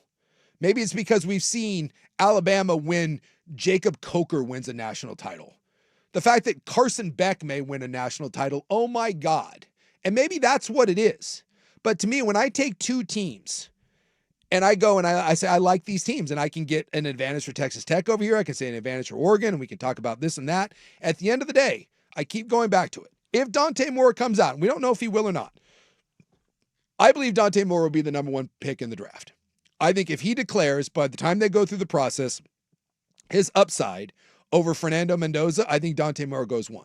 But in every mock draft from people that I trust and that I actually think do a good job of this, I have not seen a mock draft where he goes less than 3. He's not a top 5 pick. He's a top 3 pick. And Baron Morton for Texas Tech is getting ready to play his last college football game. He will not play in the NFL. So if we have two teams that we think are pretty equal, front 7 advantage for Texas Tech, receivers, O-line, running backs, better for Oregon, tight end, better from Oregon, secondary, lean to Oregon. And I'm not saying it's a massive gap at these things. But it's enough gap to bring up to the conversation. Those are all advantages. The one advantage Texas Tech has is their front 7 is really good. And Oregon's is good, but it's not Texas Tech's. Oregon also has the better special teams unit. And yet at the end of the day, the one thing that we're not talking about, and I don't know why, Baron Morton, Dante Moore. The pick in this game is Dante Moore. Doesn't mean Oregon will win. I just don't know how I can pick Baron Morton over Dante Moore on a neutral field. Oregon's the play in this. But because of that front 7, I just think that's where people look at this, because if there's one thing that wrecks a game plan, there's one thing that's the great equalizer in football, front 7. When you have a front 7 that can wreck a team, the most dominant team we've ever seen in NFL history was the New England Patriots. Dictating that line of scrimmage. And they went 18-0. And then they ran into Justin Tuck and Michael Strahan and UC Omenora. And that was it. That's all they needed. And then a couple decent plays out of Eli Manning. And the undefeated Patriots went down. So if Texas Tech wins, it's because their front 7 grinds this thing to a halt and they win this game 17-14, or they win the game 21-19. But if it's a back and forth game, Oregon will win. Oregon will. When we come back in the news, here though, Casey with an update. Now, from the George McCoy and Warren Allen Sports Desk, a Sports Center update on the Fan Sports Network, 105.1 FM and 1080 AM. First on the Fan, the second round of the college football playoff is almost here as your Oregon Ducks will travel to Hard Rock Stadium to take on the Texas Tech Red Raiders this Thursday for the Orange Bowl. Make sure to catch all of the game day coverage this Thursday right here on the Fan, plus a special edition of the Orange Bowl preview show tomorrow from 1 to 4 with Dirk, Anthony Newman, and Big Souk. Your Portland Trailblazers defeated the Dallas Mavericks in a close 125-122 victory last night. Denny Avia leading the way for the Zers, but a strong performance from Caleb Love helped boost the Blazers down the stretch. He posted 24 in the contest. They will go on to face the Oklahoma City Thunder tomorrow inside of the Paycom Center. Some more NBA news for you, as 3-time NBA MVP Nikola Jokic has been diagnosed with a bone bruise and a hyperextended left knee after he went down in Denver's loss in Miami on Monday night. Jokic is expected to miss up to 4 weeks, but the injury is not said to be season-ending. Finally, some NFL news for you, as the Dallas Cowboys have released veteran cornerback and 2-time Pro Bowler Trayvon Diggs. Diggs signed a 5-year, $97 million extension back in 2023 and has not been credited with an interception this season after tying the franchise record with 11 back in 2021. For more sports scores and stories in 30 minutes, I'm Casey Smith from the George McCoy at Warren Allen Sports Desk. Hurt and missing work? Insurance companies acting like jerks? Don't call your mom. Call George McCoy at warrenallen.com. The home of Ducks game day, before and after every Ducks football game this season.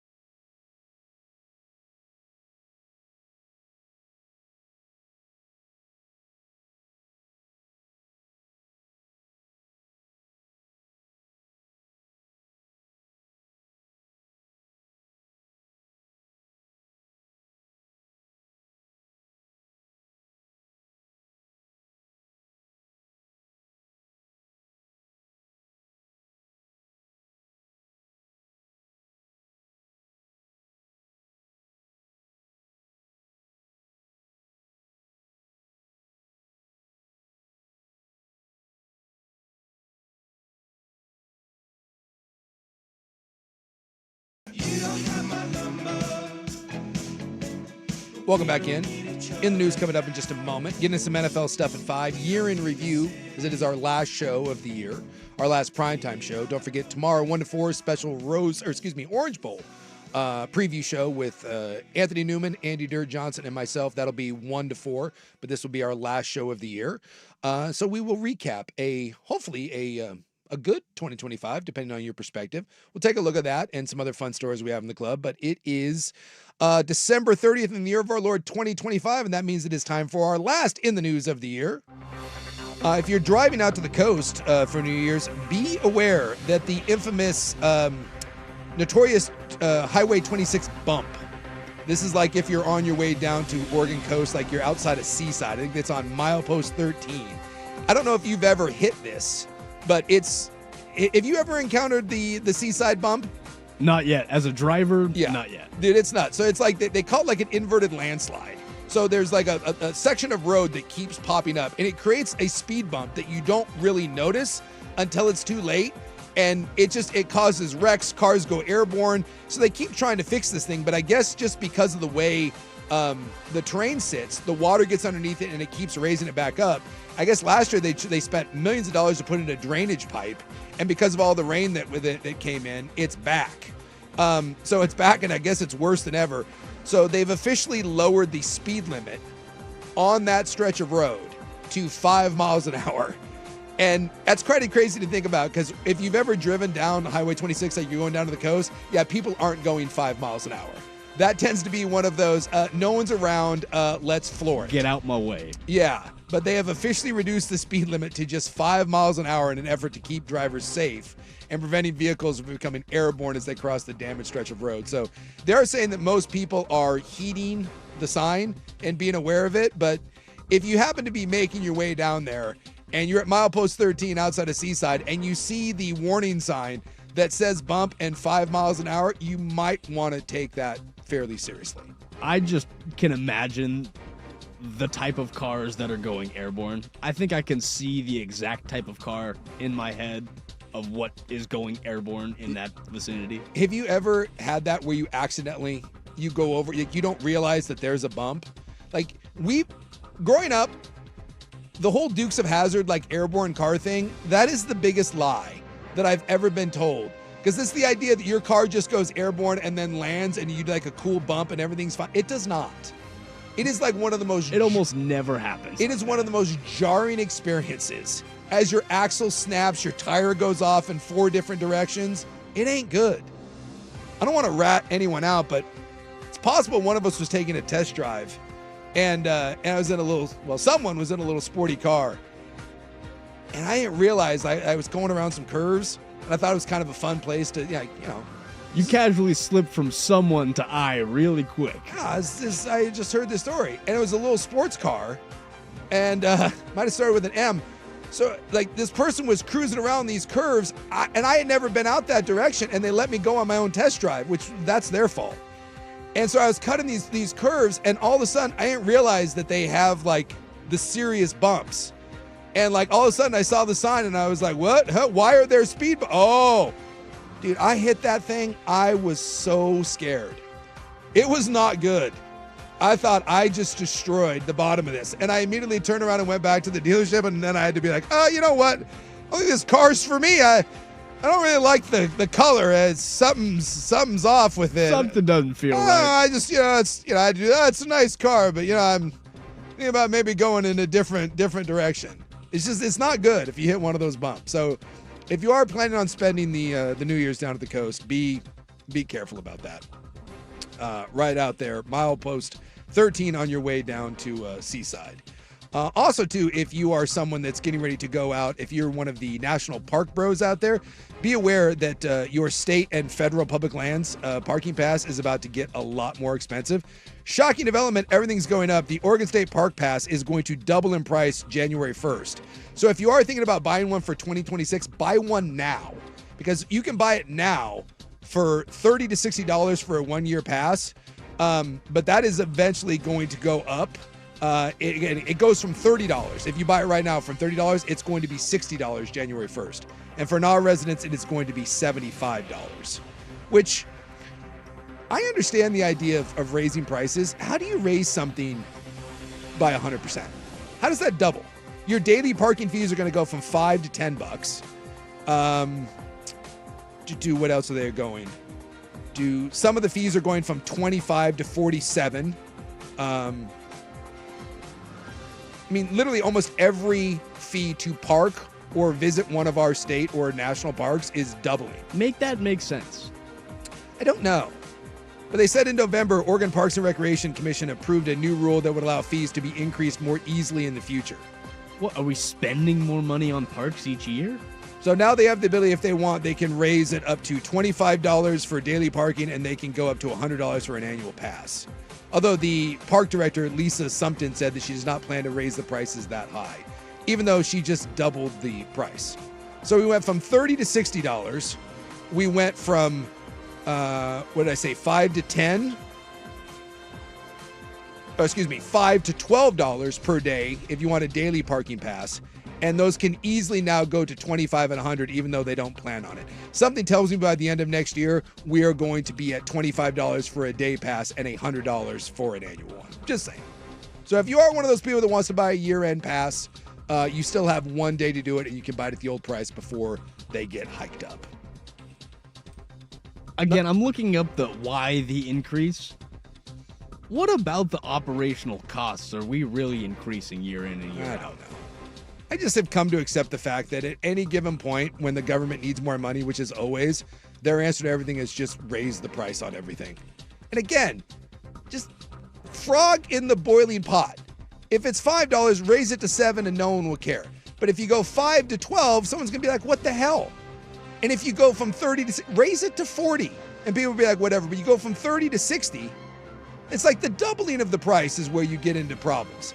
I buy like this beard kind of like a beard oil paste thing, because I have to otherwise my beard kind of goes every which direction. And I bought one like a month or two ago. I tried out a new one. It's called like Wild Willie something or other. I bought it on Amazon. And it was $5 and it had good reviews. And I was like, oh, $5. I mean, that's a pretty good deal because most of the stuff's like $10 to $12. And I always find that to be a little bit of a ripoff. Like $10 to $12 for a little, like 12-ounce bottle? Yeah, it was like, looks like a little tobacco tin. I was like, that kind of seems like a bunch of crap. So this one was $5 and I got it. It was really good. So I was excited. I was like, oh man, $5. So I recently was running low. So I went back to Amazon, like literally like a month or two later. And I was like, yeah, I'm going to go usurp the high prices. I'm going with Wild Willie's Beard Balm. Oh, they got you. Went back, clicked on it because it does the little order again. Went, added it to the cart. What did they do? $11.99. Those sons of bitches. From $5 to $11.99 in like a month. In a month is crazy. What are we doing? They suckered me in. I had the nerve to write an email and be like, excuse me, why is this now $12? Yeah, they just pulled the national parks on me. Imagine if you thought about buying that pass, like you logged on today, and you're like $30, and you're like, I don't know. And then you decided not to, and then 2 days from now, you're like, all right, I'm going to buy one for the year, and then you see it's going to be $60, you're going to be pissed. Again, I go camping a lot, so you telling me that they're changing it means that I'm going to go home today and go get myself a park pass. Or just don't go to parks. It's a lot of money to seem to go to a park. Just saying. I don't like it. Lisa, and I don't believe you when you say you're not going to raise them that high. So you passed a law to make it easier for you to raise prices, but then you tell us you're not going to raise prices, even though right now you're doubling your prices? Skeptical. What would you do if you buried someone and then you find out that the grave wasn't yours? That story. And you want to talk about like a case of mistaken identity? That's the least of the problems that were in the news today. 2 cases of mistaken identity when we come back in the news here on The Fan. This is the Fan's Window into sports, a view into today's top stories, brought to you by Window Nation, online at windownation.com. Derrick Henry with a hole. Derrick Henry, touchdown, his 4th of the night. King Henry rules all in Green Bay. Still alive heading into the final week of the season. 32 years old, Derrick Henry. decides to do it one more time and is quietly putting together one of the great careers in NFL history. I don't think he gets the appreciation. He scares me. He's now 10th all time. If he has 2 more productive seasons, he will end up probably being a top 5 rusher in the history of the NFL. Truly is amazing, especially doing it at his age. This window of sports brought to you by Window Nation. Right now, buy 4 windows, get 4 more free, and you get a free entry door. When you buy a house full of windows, call 866-90Nation or visit windownation.com for a free in-home estimate. The Oregon Ducks are in.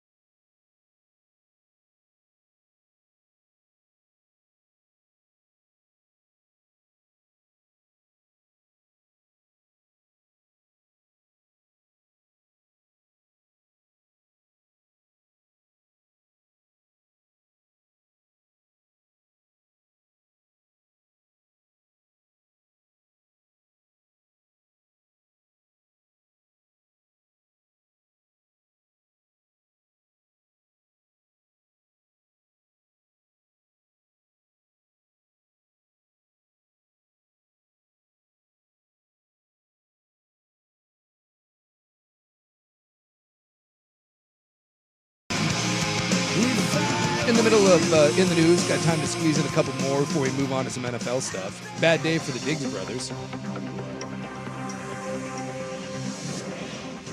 Not sure one more than the other. Some families, though, can't get out of their own way. 2 cases of mistaken, I guess, identity, if you will. Kind of oopsies, and you tell me which one's worse. So, a Portland judge has denied a stay in the case, allowing the removal of a young man's grave at Skyline Memorial Gardens. So, get this. So, this Tyler Harrison is the son of a Portland resident. And so, the young man, unfortunately, lost his life. So, the mother cremates him, buys this plot of land, by the way, buys a little cemetery plot for him, and does a nice little memorial for him. Right? He died in an accident in Florida in 2016. So decides to cremate him, bring the ashes to Portland. They choose the plot at Skyline Memorial Gardens. She incorporated elements of Buddhist and Catholic traditions in her mourning. Site contained other personal items, including some of Harrison's ashes, hair, baby teeth. It does a whole thing. Puts her son to rest. I can't imagine burying your kid, right? Worst thing that could possibly happen. Problem. The cemetery that sold her the plot of land to bury her son had already sold that plot to someone else. So unbeknownst they're double booking plots. They're double booking plots, right? So court documents show that they had previously sold the plot to someone else, and no one thought anything about it because they just had that plot, but no one had been buried there. Well, recently someone did die, and they want their plot of land. And so they show up and they're like, hey, we've come to bury our person here. And they're like, oh, someone's already buried here. And so the cemetery is like, well, oops, someone's already buried here, but technically it was their plot of land. So they offer the mom a different plot of land or a refund. And she's like, well, no, my son's already buried. And the people who rightfully own the plot, you would think that the right thing to do would just be like, we'll leave him in there. We don't want to have, a dead body exhumed or anything. Right? Wouldn't you think that that's the easiest way to do this? Is that if you were the people that originally bought the cemetery plot, wouldn't you just say, hey, find me the closest plot to this and I'll bury my loved one and we'll let your son lie in peace? We're both grieving. Let's just all have a moment. Yeah. No. So the people are like, no, we want yours out of there. We want to put ours in. And the court ruled in favor of the people whose plot it originally was. So now they're going to go under a court order and dig up the kid and the grave. And she has a choice, either get her money back or get a different plot. And they're going to bury the other person in there. And of course, the mom's causing a fit. And she's saying that this is unjust and some things can't be undone. That's a bad beat. That's a bad beat for everyone, and I understand that honest mistakes get made. They say the original sale occurred, there was a staff turnover in 2019. But if you're that other family, how do you tell a mother who buried her son that you're now going to dig up her son because you want someone else to be buried there? Yeah, it turns out that lady actually did want that spot. We're going to double down and your kid can have a new spot. And can't you maybe both? Can't you just dig a little deeper and do a sharesies? Because with cremation, you just need the one. Them like sardines. Yeah, well, I mean, they do it. My mom is scheduled to my dad is buried at the military cemetery, and when my mom dies, we're just gonna put my mom on top of it. Yeah, but that's sweet. So why can't you do sharesies? With the random person and your dead kid? It's better than digging up the kid. I'm trying to think because I unfortunately have had to bury a loved one. It's not fun. But if I had gone to bury the loved one and I showed up at the plot that I bought and you were there, young lowercase is there, and your mom's crying, I wouldn't be dig his ass up. This is my, you want to talk about the ultimate, this is mine? How selfish can you be? You're making the mom dig up her kid. They must have offered the second family, the person whose plot it originally was, they must have offered them a bad section of the cemetery because there's no reason why you wouldn't just go, we can go over here. It gets worse. So there's that one. That one's bad. But this one's worse. I told you. We got some oopsies that are going on. So you tell me, I'll read both stories, you tell me which one's worse. So this is 44 years ago. A married couple goes to Oregon Health and Science University, a fine institution, and they're having fertility troubles. And so they do the in vitro. So they take an egg from the mom, they take some sperm from the dad, and they create themselves a wonderful baby daughter, and everything is great. 40 years go by. 40 years. You know where this is going. They do one of those 23andMe tests. Turns out, not dad's sperm. They mixed it up. Honest mistake, they're saying. Use the wrong sperm. Oops. Honest mistake. They used the wrong sperm. So it's the mom's daughter biologically. It was her egg. different sperm. But they labeled the cup wrong. Labeled the cup wrong. Someone made a clerical error. Oopsie. The family now seeks $17 million in damages. First off, they should get the $17 million. Yes, they should.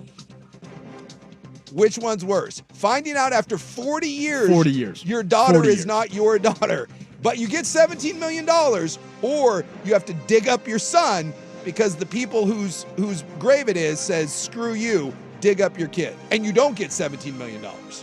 I still feel like the mom might have grounds to sue the cemetery for some reason over that clerical error. I'm not a lawyer here. Judge said no. Judge was like, no, dig him up. You get to find out your daughter. See, Steven's in there. Steven's got kids. I'm telling you, you have to find out. You think it's your daughter. You raise her as your daughter, and you get $17 million. Steven's Johnny Manzielling over here. He's taking that deal. That's what I was wondering. They say they're devastated, which obviously they are, but they still love their daughter the same. It doesn't change the way you love your daughter. You still love that person. You raised them for 40 years. And you get $17 million. That seems like the best kid. 17 million. That might be the best kid. My oldest daughter, not biologically mine, Taylor, who I love dearly, that's my first baby. She's always my baby girl. You know what I didn't get for having her? $17 million. I didn't get $17 million. I'm sure you were devastated for a little bit when that test came out. But you know what makes that pain a little less? $17 million. Which one's worse? 100% the one where the child had to get dug up from the grave. Yeah, I feel bad for that. I feel bad for that mom. I'm just saying, if you're the family out there making that mom dig up her kid, you're a terrible person. Awful human being. You're an awful human being. His teeth are buried in there. What are you doing? Digging There's up parts baby of him teeth? that have decomposed probably in there.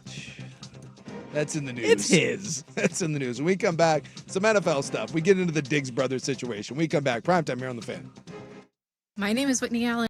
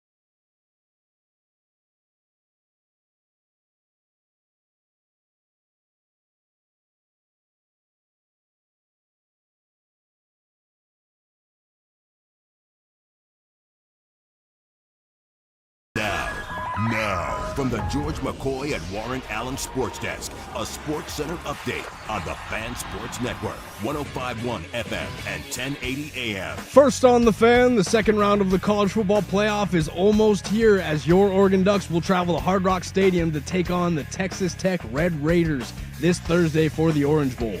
Make sure to catch all of the game day coverage this Thursday right here on the Fan, plus a special edition of the Orange Bowl preview show tomorrow from 1 to 4 with Dirt, Anthony Newman, and Big Sook.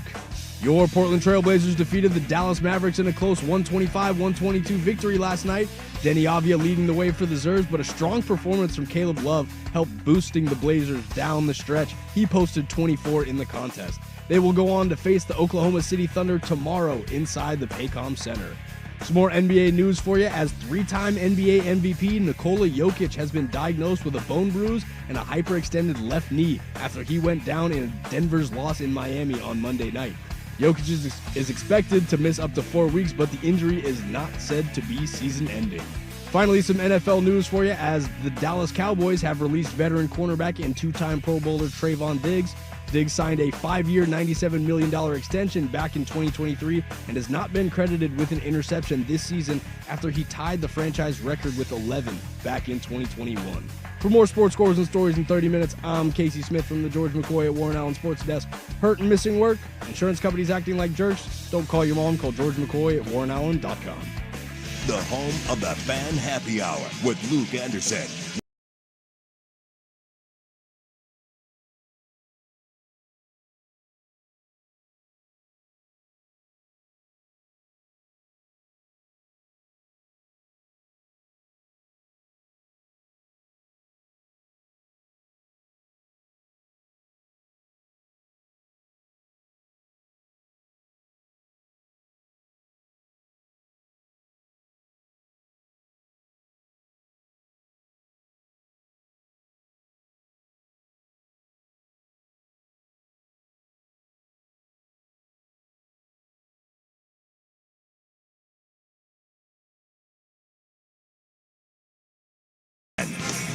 Welcome in just after 5 o'clock.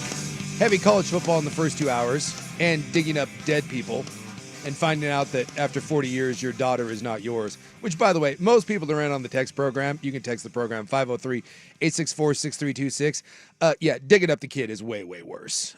Plus, at 17 mil, there would be plenty of cash left to wipe away your tears. The correct answer is you take the 17 million. Now, the bigger question is, would you rather have your biological child or raise a child for 40 years and find out, like, would you make that deal? Like right now, if you could find out one of your kid wasn't yours and not because of infidelity, but because of hospital mistake, but you got 17 million, how many people take that? I think it's like 70%. I think it's a very high percentage. That's a high percentage because you still love your kid the same. And it's not like it was anything you did. It wasn't your fault. You didn't find out your wife stepped out on you. And they're 40. Exactly. What do you care? They're a grown adult. You've raised your child as your own. There's no difference. It looks a little less like you. And then at the end of that, you get $17 million. My daughter is 28 going on 29. I keep waiting for the benefit. I raised her. When does this pay off for me? Maybe 12 more years. I'm waiting. Like, when does that come? I think that's the best deal ever. I secretly think the family that's filing that lawsuit at OSHU, I secretly think they're laughing through their tears. I think when they found out through that paternity test, they were like, cha-ching. Doing the Chappelle show. Yeah, I'm rich, bitch. They were calling the advocates. They get us some money. Like Stefan Diggs' personal chef. So if you didn't see this, it was a bad day for the Diggs brothers. We'll talk about some NFL. Not a great one. Not a great one. If you don't know, the Diggs brothers, Stefan and Trayvon, two very, very talented football players. And both, by the way, very rich, very talented. Stefan, greater than. He's the better of the two brothers, but also maybe the more problematic of the two brothers. So Trayvon Diggs was a corner for the Dallas Cowboys, who just signed like a $90 million deal 5-year, $97 million extension back in 2023. Yeah, and he's played like in 2 games. 21 games over since that extension. He has been hurt, and he's had 1 good year, and today he was released and cut. Apparently, he wanted to stay in Washington, which is where he's from, after their last game. Because the Cowboys were getting a couple days off. So he went to the Cowboys and were like, hey, can I stay in DC and not go back with the team? Because most people end up with a couple days off after you play on Christmas, right? You get a couple of those extra days off. In fact, Brian Schottenheimer went skiing with his family. And the Cowboys were like, no, you have to come back with the team. And Diggs was like, well, if I go back with the team, I'm just going to get back on a plane and fly back to DC because they got done playing the Commanders. So he goes, can I just stay in DC? And the team told him no. Which you would think at that point, you just get on the plane, you fly back to Dallas, and then if you want to, you have to go back to DC. You may think it's kind of dumb, but you asked the team told you no. Well, guess what he did? He stayed in DC. He was like, yeah, I'm going to stay and hang out with my family. And the Cowboys were like, cool, bye. And they cut his ass. See you, pal. And they'll take the hit. It's like a $12 million cap hit. But the problem is for Diggs, he got, I think, $44 million of that contract has been paid to him. He was terrible. Because here's the thing, if you're really good, if you're Stephon Diggs, you can probably get away with that. But when you're Trayvon Diggs and you're one of the worst corners in the league this year, you can't do it. So he got cut today. And if he clears waivers, and he's going to clear waivers, he'll be a free agent. Someone can actually sign him. So if you're a team going into the playoffs and you need a corner, you can probably sign him for pennies on the dollar. Now, I don't know what you're getting out of that. If you look at the Pro Football Focus, he's ranked like 97th. In corner play, he's given up more yards per start than any corner in the NFL. He has been really bad. Yeah, but you look at what he's been asked to do. Didn't he start in the league as a safety? Yeah. Didn't he start in the league as a nickel slot corner? Someone will give him an opportunity. There's not players like him walking around on the street.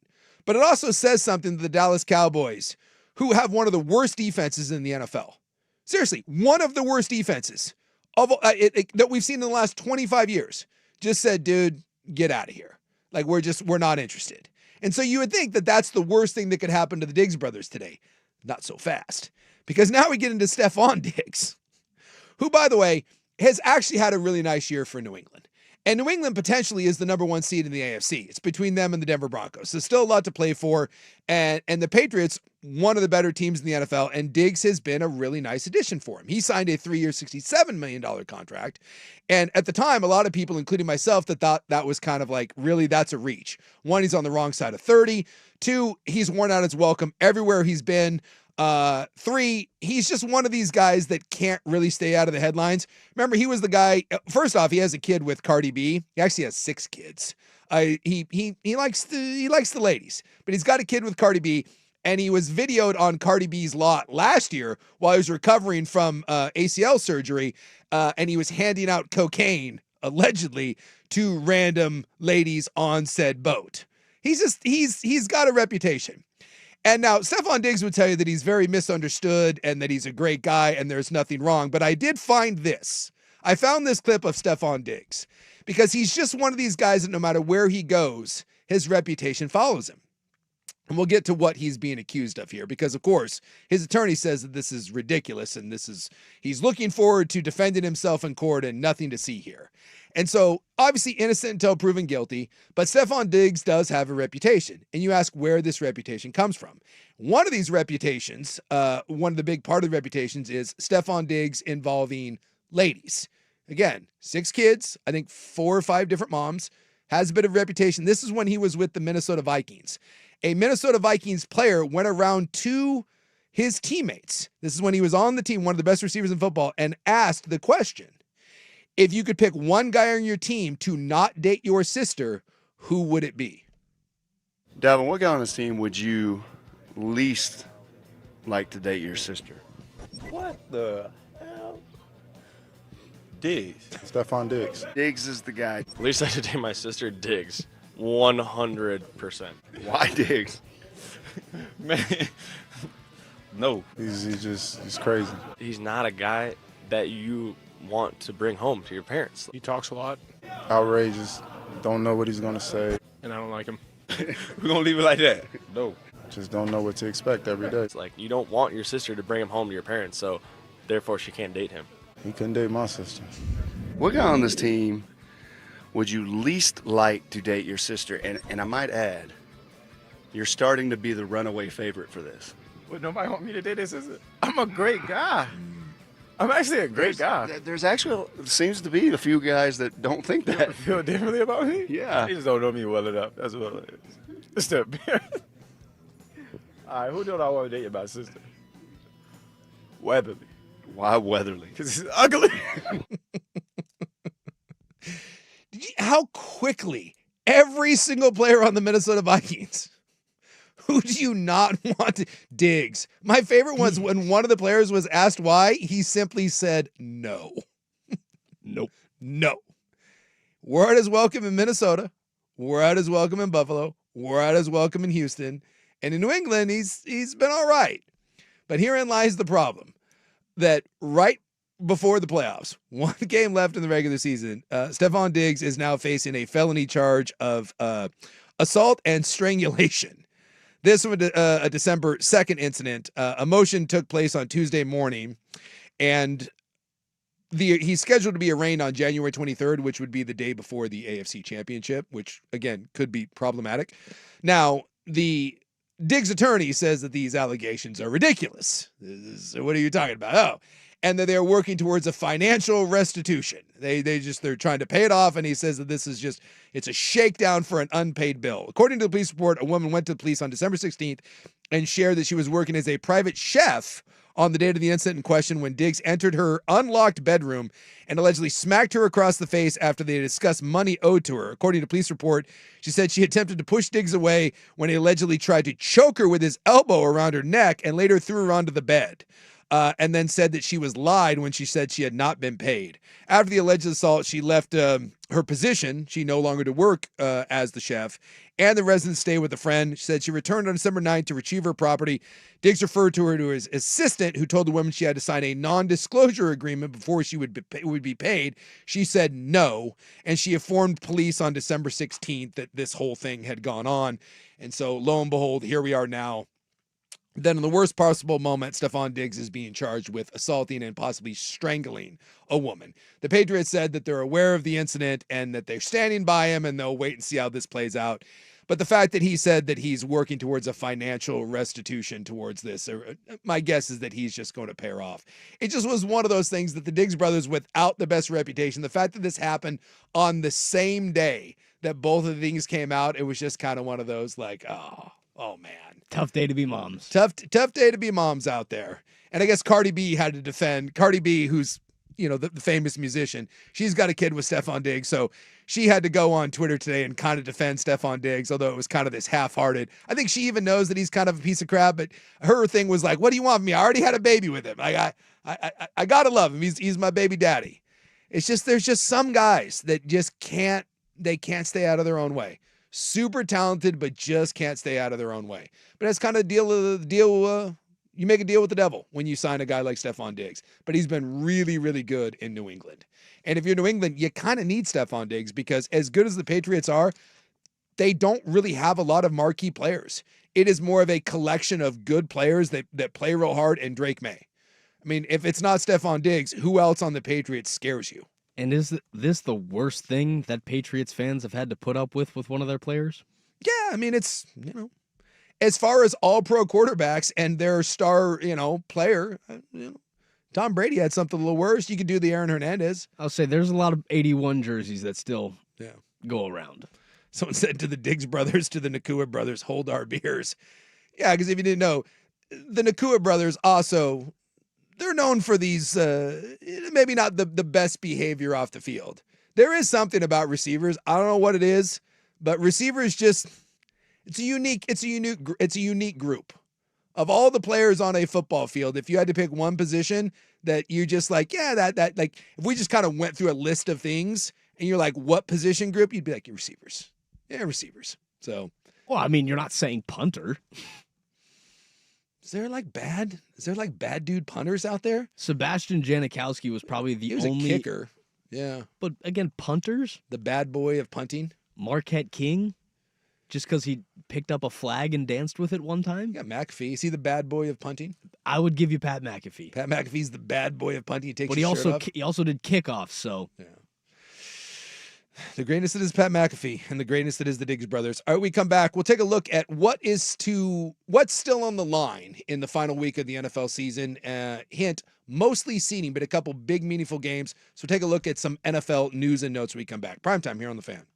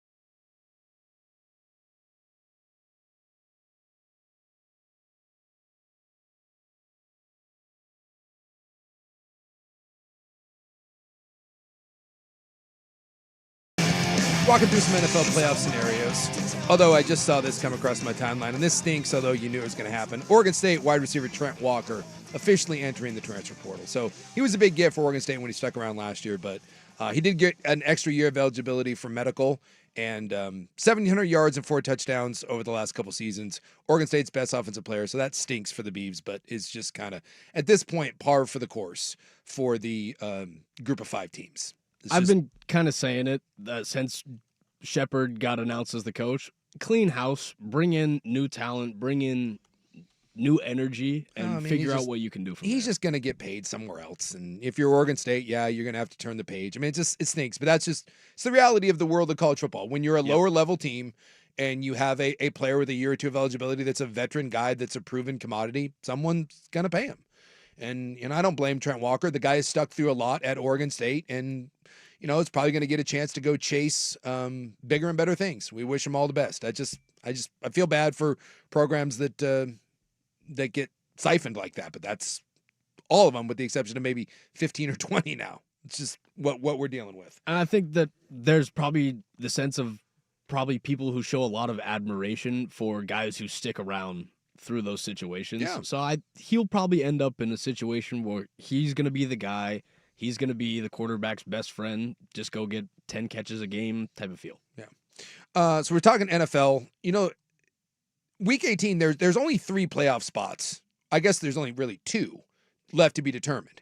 So we have some divisions still up for grabs. Like Seattle and San Francisco play. Winner of that game is the number 1 seed and gets a bye. The loser becomes the 5 seed. And that was because the Rams last night absolutely crapped the bed against the Falcons. Fell down 17-0, came roaring back, and still fell short. Which, by the way, were you watching that last night? How fitting was it? The Rams lost the game on a Matthew Stafford fumble, and Atlanta recovered as the Rams were trying to go down to win or tie the game. And they called the fumble back on the biggest horse crap offsides call you've ever seen. James Pierce Jr. flinched a little bit, and they called offsides on it and negated the fumble. And you're like, man, the NFL wants the Rams to win this game. And then 2 plays later, Stafford threw a pick 6. So it's just like, well, the Rams they had no business losing that game. And McVay was pissed afterwards. McVay did say, even though the Rams technically don't have a lot to play for this coming week, he said all their players are going to play. And he said it wasn't because some sort of punishment thing. He just was like, we're not playing very good right now. And we need to be better going into the postseason. I think some of that is, yes, you do need better. You need better play. But if you're McVay, I think you are livid at that effort. You're absolutely, there's no reason that a team as talented as the Rams goes out and lays an egg like that in a game against the Atlanta Falcons that have nothing to play for whatsoever. What was it, 21-0 at the start of the game? I think it was 17-0, I think. Again, either way, they're up 3 scores to a team that shouldn't even be competing. No. That's just, there's no reason why I think Sean McVay shouldn't play his people, because then you end up in that scenario that Baltimore had a few years ago, playing Tyler Huntley in Week 18, then they go on the road and lose to Tennessee. Well, I started thinking, I saw someone kind of lay this out today. I think the Rams are the best team in that division. I do. Like, going into the playoffs, if I was going to say who do I have the most faith in, Seahawks, 49ers, Rams, I would say the Rams. But you start looking at what the Rams have done. Someone laid out the case today. Do we like the idea of the Rams as opposed to what the Rams are? The Rams lost as an 8.5-point favorite against the 49ers that they had no business losing. They lost as a 10-point favorite to the Panthers, which was another one of those what the hell. 7-point favorite against the Falcons, and they absolutely S the bet in that by coming out completely flat. And then the turnovers at the end of the game. They lost as a 26-7 second-half lead against the Eagles. They were kicking the living hell out of the Eagles and found a way to gack that thing away. And they lost being up 13-14 with 6 minutes to play against the Seahawks. I feel like the Rams are the only team in the NFL we don't measure by their losses, but we 100% measure them by their wins. Yeah. Like, I look at the Rams, and I saw that today, and it kind of dawned on me. I was like, oh my God, like, I fall into that trap. I like the idea of what the Rams are, but I don't know if I actually like who the Rams are. It's the same thing with, like, the Ravens. We keep saying, well, if the Ravens make the postseason, the Ravens have a chance. Why? We did it with the Chiefs. Well, if the Chiefs just find a way. The Chiefs were bad all year. The Ravens have been bad all year. And while the Rams haven't been bad, you look through that resume of games that they have gacked away, and games that they just haven't shown up, like the one last night, it's inexcusable. And if you don't think there's a difference between being the 5 seed or the 6 seed, look at it. It makes a difference. It could be the difference between playing what the Rams did last night. It probably is the difference between playing the winner of the Bucks and the Panthers and playing the Eagles or the Bears. And I get that the Eagles and Bears have their own problems, but that's a huge. I'll tell you right now, talent drop off. You're telling me which one I want to go play? I want to go play in Philly or in Chicago or in Carolina or in Tampa. Give me Carolina every day of the week. Yeah, I'd rather play the Bucks. Dude, the Bucks are terrible. The Bucks are 1-7 in their last 8 games. Yep. So that's a big game. That was a big game for the Rams to absolutely go out and poo-poo the bed. So the only seeding that is set in the entire NFL right now is the Packers. The Packers are the 7 seed. Plain and simple. So whoever ends up being the 2 seed in the NFC, they will play the Packers. And so now it's the Bears? It's the Bears and the Eagles, depending on what happens. So the Bears and the Eagles, one of those, because the winner of Seattle and San Francisco will be the 1 seed. The loser of that goes to the 5. And then the 2 and the 3 will be between Philadelphia and the Bears. And I'll have to look and see who has the tiebreaker in that if both of those teams win. And then the 4 seed will be whoever wins the Buccaneers and the Panthers. And then in the AFC, there's no seeding that's set. So I'll walk you through some of the scenarios here of what we have to play for. So we do have the win and you're in scenarios with Pittsburgh and Baltimore. Right? Win and you're in, lose and go home. Bucks, Panthers, win and you're in, lose and you go home, essentially. In the AFC, if the Denver Broncos win, they're the number 1 seed and they get the bye. Also, by the way, we found out today the Chargers not going to play Justin Herbert. Justin Herbert's going to sit.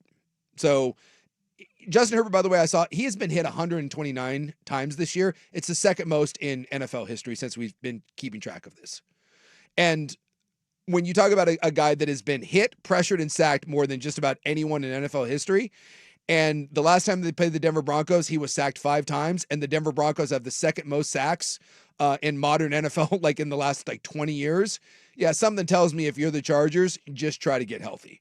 Justin Herbert's just dealing with so many things. So the Chargers are going to tip the cap and walk into the postseason and try to get Justin Herbert healthy. So the Broncos will beat Trey Lance and the Chargers. So the Broncos end up being the 1 seed. And that leaves the New England Patriots there more than likely, unless something weird happens and Trey Lance leads a comeback. If the Broncos lose and the Patriots win, that'll be flipped. But essentially at this point, we've got a pretty good idea. Broncos will be the 1, Patriots end up being the 2. Jacksonville, 12-4. They already clinched their playoff spot, obviously. But they play the Titans. They can actually get the number 1 seed too. If Jacksonville wins and the Broncos and the Patriots both lose, they won't. So essentially Jacksonville more than likely ends up being the 3 seed. And then that leads us to the 4 seed, believe it or not, which more than likely will be Houston. No, the 4 seed will be, because Houston's not going to win their division. Right. The 4 seed will be the Ravens or the Steelers. One of those teams that wins, that will be the 4 seed. And hosting a playoff game. And then we get into the 11-5 teams, and that was the Chargers and that was the Texans. So by the Chargers kind of laying down and basically saying by playing Trey Lance, they're not going to have anything to play for, that means the Houston Texans will probably slide in there as the 5 seed, and then that leaves the Chargers. And so that's kind of the picture that we have there in the AFC. And then in the NFC, as we mentioned, Seattle and San Francisco, winner of that ends up being the 1 seed. Loser of that goes to the 5 seed. And I want to look at the 2 seed scenario here because that's the only one that I'm not 100% certain on. What happens with the Bears and the Eagles. So I'm going to look that up because that will be the determinator for the 2 or the 3. And then the 4 seed will be the Bucks or the Panthers. So believe it or not, there is still a lot to play for that. And yes, the Bears do have the tiebreaker. Yes, I believe they have it because they won head-to-head. Yeah. So they do have the tiebreaker in that. So as long as the Bears take care of business And the Bears have scrolling. Who do my Bears have? Detroit. Yeah, they got the Lions, who have nothing to play for. So the Lions have been eliminated. So if the Bears win that game, the Bears end up being the 2 seed. The Eagles take care of business. They end up being the 3 seed. And then the 4, again, we got to do something about that. I understand division winners, but it's ridiculous, the idea that the Buccaneers or the Panthers will end up hosting a playoff game. So a good week to look ahead in the NFL. Couple winner you're in situations and playoff seeding still to be figured out. And you never know. There may be one of those situations. I mean, we can look through and say, okay, the Chargers are laying down, but you never know. This is always that time of the year where something funky happens. We just assume that all these games are kind of laid out, and then we get one like last night. No one saw Atlanta taking care of business against the Rams. And that's the beauty of the NFL. Unlike college, where 90% of the time you know what's going to happen, it's the NFL. And when you take a team for granted, they jump up and they bite you in the ass. Some more NFL news and notes when we come back. Here, though, is Casey with a sports update. Now, from the George McCoy and Warren Allen Sports Desk, a Sports Center update on the Fan Sports Network, 105.1 FM and 1080 AM. First on the Fan, the second round of the college football playoff is almost here, as your Oregon Ducks will travel to Hard Rock Stadium to take on the Texas Tech Red Raiders this Thursday for the Orange Bowl. Make sure to catch all the game day coverage this Thursday right here on the Fan, plus a special edition of the Orange Bowl preview show tomorrow from 1 to 4 with Dirt, Anthony Newman, and Big Sook. Your Portland Trailblazers defeated the Dallas Mavericks in a close 125-122 victory last night. Denny Avia leading the way for the Zers, but a strong performance from Caleb Love helped boost the Blazers down the stretch. He posted 24 in the contest. They will go on to face the Oklahoma City Thunder tomorrow inside the Paycom Center. Some more NBA news for you, as 3-time NBA MVP Nikola Jokic has been diagnosed with a bone bruise and a hyperextended left knee after he went down in Denver's loss in Miami on Monday night. Jokic is expected to miss up to 4 weeks, but the injury is not said to be season-ending. Finally, some NFL news for you, as the Dallas Cowboys have released veteran cornerback and 2-time Pro Bowler Trayvon Diggs. Diggs signed a 5-year, $97 million extension back in 2023 and has not been credited with an interception this season after he tied the franchise record back in 2021 with 11. For more sports scores and stories in 30 minutes, I'm Casey Smith from the George McCoy at Warren Allen Sports Desk. Hurt and missing work? Insurance companies acting like jerks? Don't call your mom. Call George McCoy at warrenallen.com. Your home for the Oregon Ducks, the Fan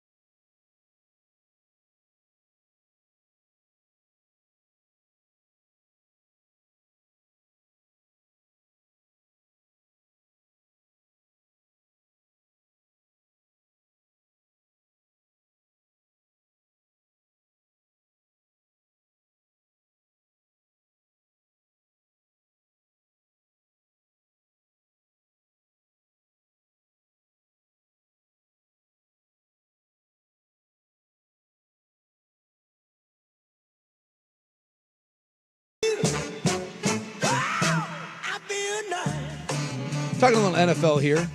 Club coming up, year in review. And what's the worst thing that could happen when you trip over your cat? Mike Sando had this today. He said, what if I told you before the start of the NFL season? Because we all make our predictions at the end of the NFL, or beginning of the NFL season. I think I had, I had Rams-Ravens in my Super Bowl with a hedging my bet of Packers-Ravens because I thought Matthew Stafford's back was going to get blown out. Remember the start of the year? He couldn't even practice because his back was so bad. Son of a gun may end up winning the MVP, although last night is going to hurt his case. The only reason why Drake May won't win the MVP is we don't like young players in this soft schedule. So it's probably going to be Matthew Stafford or it's going to be Drake May. But the Ravens pick looks horrendous at this point. Although most people had the Ravens. I think they were the odds-on favorite. But if I would have told you at the start of the year that Drake May was going to be the MVP, that the Bears were going to win the NFC North. Think about that. The Lions were the number 1 seed last year, and the Minnesota Vikings won 13 games. And the Green Bay Packers are in that division as well. And I'm going to tell you that going into the last week of the season, the Bears essentially have nothing to play for other than seeding. I think I had the Lions as my favorite out of the NFC this year. Yeah. And we'll talk about what happened to them because there's some teams that are facing some serious decisions in the offseason. And I think the Lions actually, for a team that cratered, actually I think are in one of the better spots. What if I told you at the start of the year that Russell Wilson, who was the starting quarterback in New York, was going to start the same number of games as Phillip Rivers, which is true.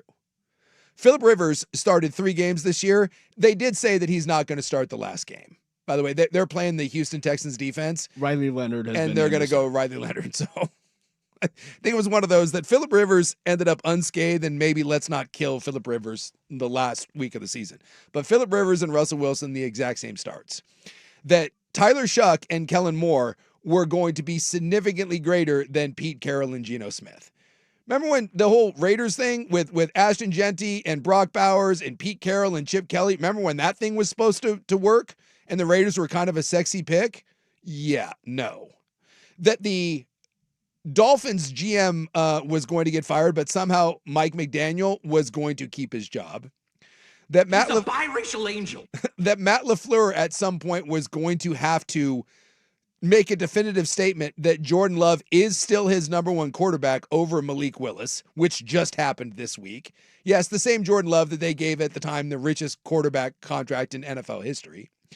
Also, that the Detroit Lions, the Kansas City Chiefs, the Cincinnati Bengals, the Baltimore Ravens are all going to be 500 or worse, which is also 100% true.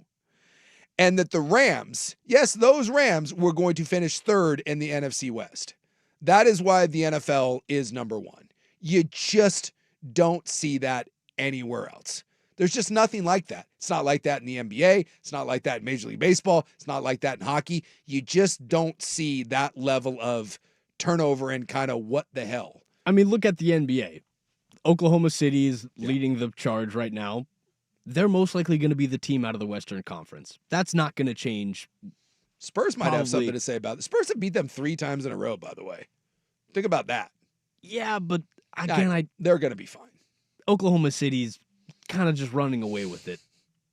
There's not an example of that in the NFL. No. Maybe you can take the undefeated Patriots team, but then what happened to that undefeated Patriots team? Yeah. The NFL is king because you just don't know. We get about a 50% turnover every year in the playoffs, and that's the beauty of it. And unlike the NBA, like right now, it feels like the Blazers are a million miles away from doing anything. It just is. Like, and they got Denny Avia, who's an all-star. Klingon's playing pretty well. Occasionally, they have a good game. I mean, God, they beat Boston. You know, they beat Oklahoma City that one game. Like, they show you signs of life, and you try to kind of sift your way through and kind of like, well, Dame comes back and, you know, Scoot and, I don't know, Klingon turns into something and you have an all-star in Denny and you try to kind of filter your way and to get to a point where the Blazers are relevant. It's really hard. It's really hard to find a bad team, to find a path to relevance in the NBA. It's not in the NFL. The Denver Broncos are going to be the number 1 seed. And the Denver Broncos 3 years ago were in the midst of the worst contract and worst trade we've seen in modern NFL history. You brought in a coach that hadn't coached in a number of years, that hated his quarterback. And that they wanted to fire. And here we are. And by the way, they have more dead cap money than just about anyone in the NFL because they had to eat that contract, and they're going to be the number 1 seed. Drafting a quarterback that a lot of people didn't have any faith in, that was check down Charlie. And here you are. That's the NFL. You're one good hire away at coach, and you're one solid quarterback. Bo Nix isn't great, but he's solid. You're 1 or 2 drafts away, a good quarterback, and a good coach from turning it around. Bo Nix is also, he doesn't have a lot of talent that he's throwing to. No. J.K. Dobbins is his number 1 running back. Drake May. It's his 3rd team. The New England Patriots had the best dynasty we've seen in the NFL in 30 years. And then for like 3 years, they were bad. And they drafted Drake May, fired their coach, went and got Mike Vrabel, and they're going to be the number 2 seed. And are going to be good for years to come if they draft well. The Bears have been wandering in the wilderness for 1,000 years. And what did they do? They went and got the Lions head coach, or the Lions offensive coordinator, made him their head coach, and found a way to get Caleb Williams to look good. And now they're probably going to win the division. Yeah. And this is what I'm saying. It doesn't take long in the NFL, but there are some teams that are facing a crossroads. I kind of mentioned this yesterday, but if you go through it, you look at like the Raiders, the Cardinals, the Dolphins, the Falcons, Colts, Vikings, the Bengals. I think the Steelers fall into this category. Most likely. The Lions, if you want. This is kind of the scary part about the NFL. You can look at every one of those teams that either completely bottomed out with decent expectations, or you thought that they were on a little bit of an uptick, and now all of a sudden you find yourself going kind of, oh my God, what the hell? So when we come back, I want to talk about that. Who's in the worst spot as far as what your future looks like, whether that was expectations being high and cratered, or you thought you were on one trajectory and now you find yourself on another. The good and bad of the cratered teams. One more NFL segment before we move into the club, right here on 105.1 The Fan. It's time for a Ducks Report, the inside story on Ducks athletics. Brought to you by Mods PDX. The future of building is here. And the Ducks go 2 receivers stacked, one behind each other on each way, left and right. Back to throw. Dante comes the pressure, wide open downfield. Benson, touchdown! It looked like a practice play. He got lost. Benson behind everybody, and Dante got to be saying, you got to be kidding me. Malik Benson, who's been huge with the injuries, but we found out today the injury report out of, or I guess I should say the availability report out of Miami. No Evan Stewart, he is not going to play in the Orange Bowl, but DeCorian Moore and Gary Bryant Jr. full go to go along with Malik Benson. They're going to need that against Texas Tech coming up on Thursday right here on The Fan. This Mods PDX Duck Report brought to you by Mods PDX. The future of building is here. The Fan.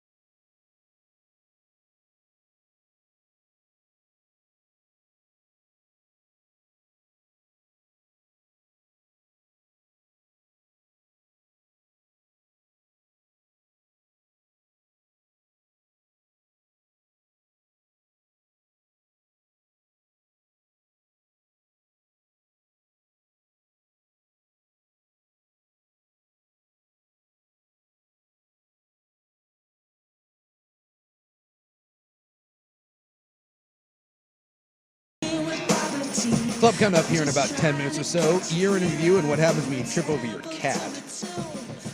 We were talking about teams that kind of cratered this year and decisions to be made. And by the way, Black Monday is coming here. We got a week away and everyone's going to get fired here. Like if you're when I look at the teams that expectations versus what happened to them. Like I think when you look at the Lions, I think the Lions are going to be fine. The Lions go from the number 1 seed to missing the playoffs. Some of that is simply the fact the division that they play in.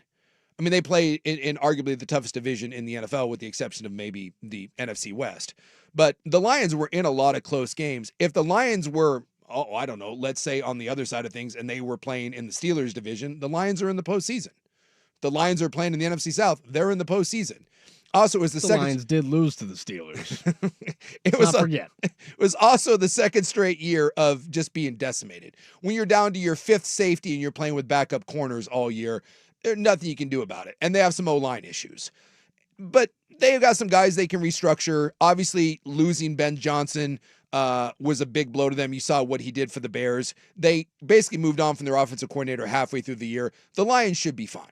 The Lions are a team that can kind of retool. The Kansas City Chiefs, they're going to be fine. Patrick Mahomes gets healthy. Andy Reid comes back. They go get some draft picks. Yeah, you're going to be fine. You may cycle through it for a year or two, but the future is bright for Kansas City. And you still have your stars still staying. Yes. But when you look at like the Raiders, I think the Raiders have to fire Pete Carroll. And I know they don't want to because this would be the second year where you're moving on from a 1-year coach. You can't bring Pete Carroll back. You just can't. I don't think they should have fired Antonio Pierce. I think he got a very bad break with where they were trying to go in the direction that they went.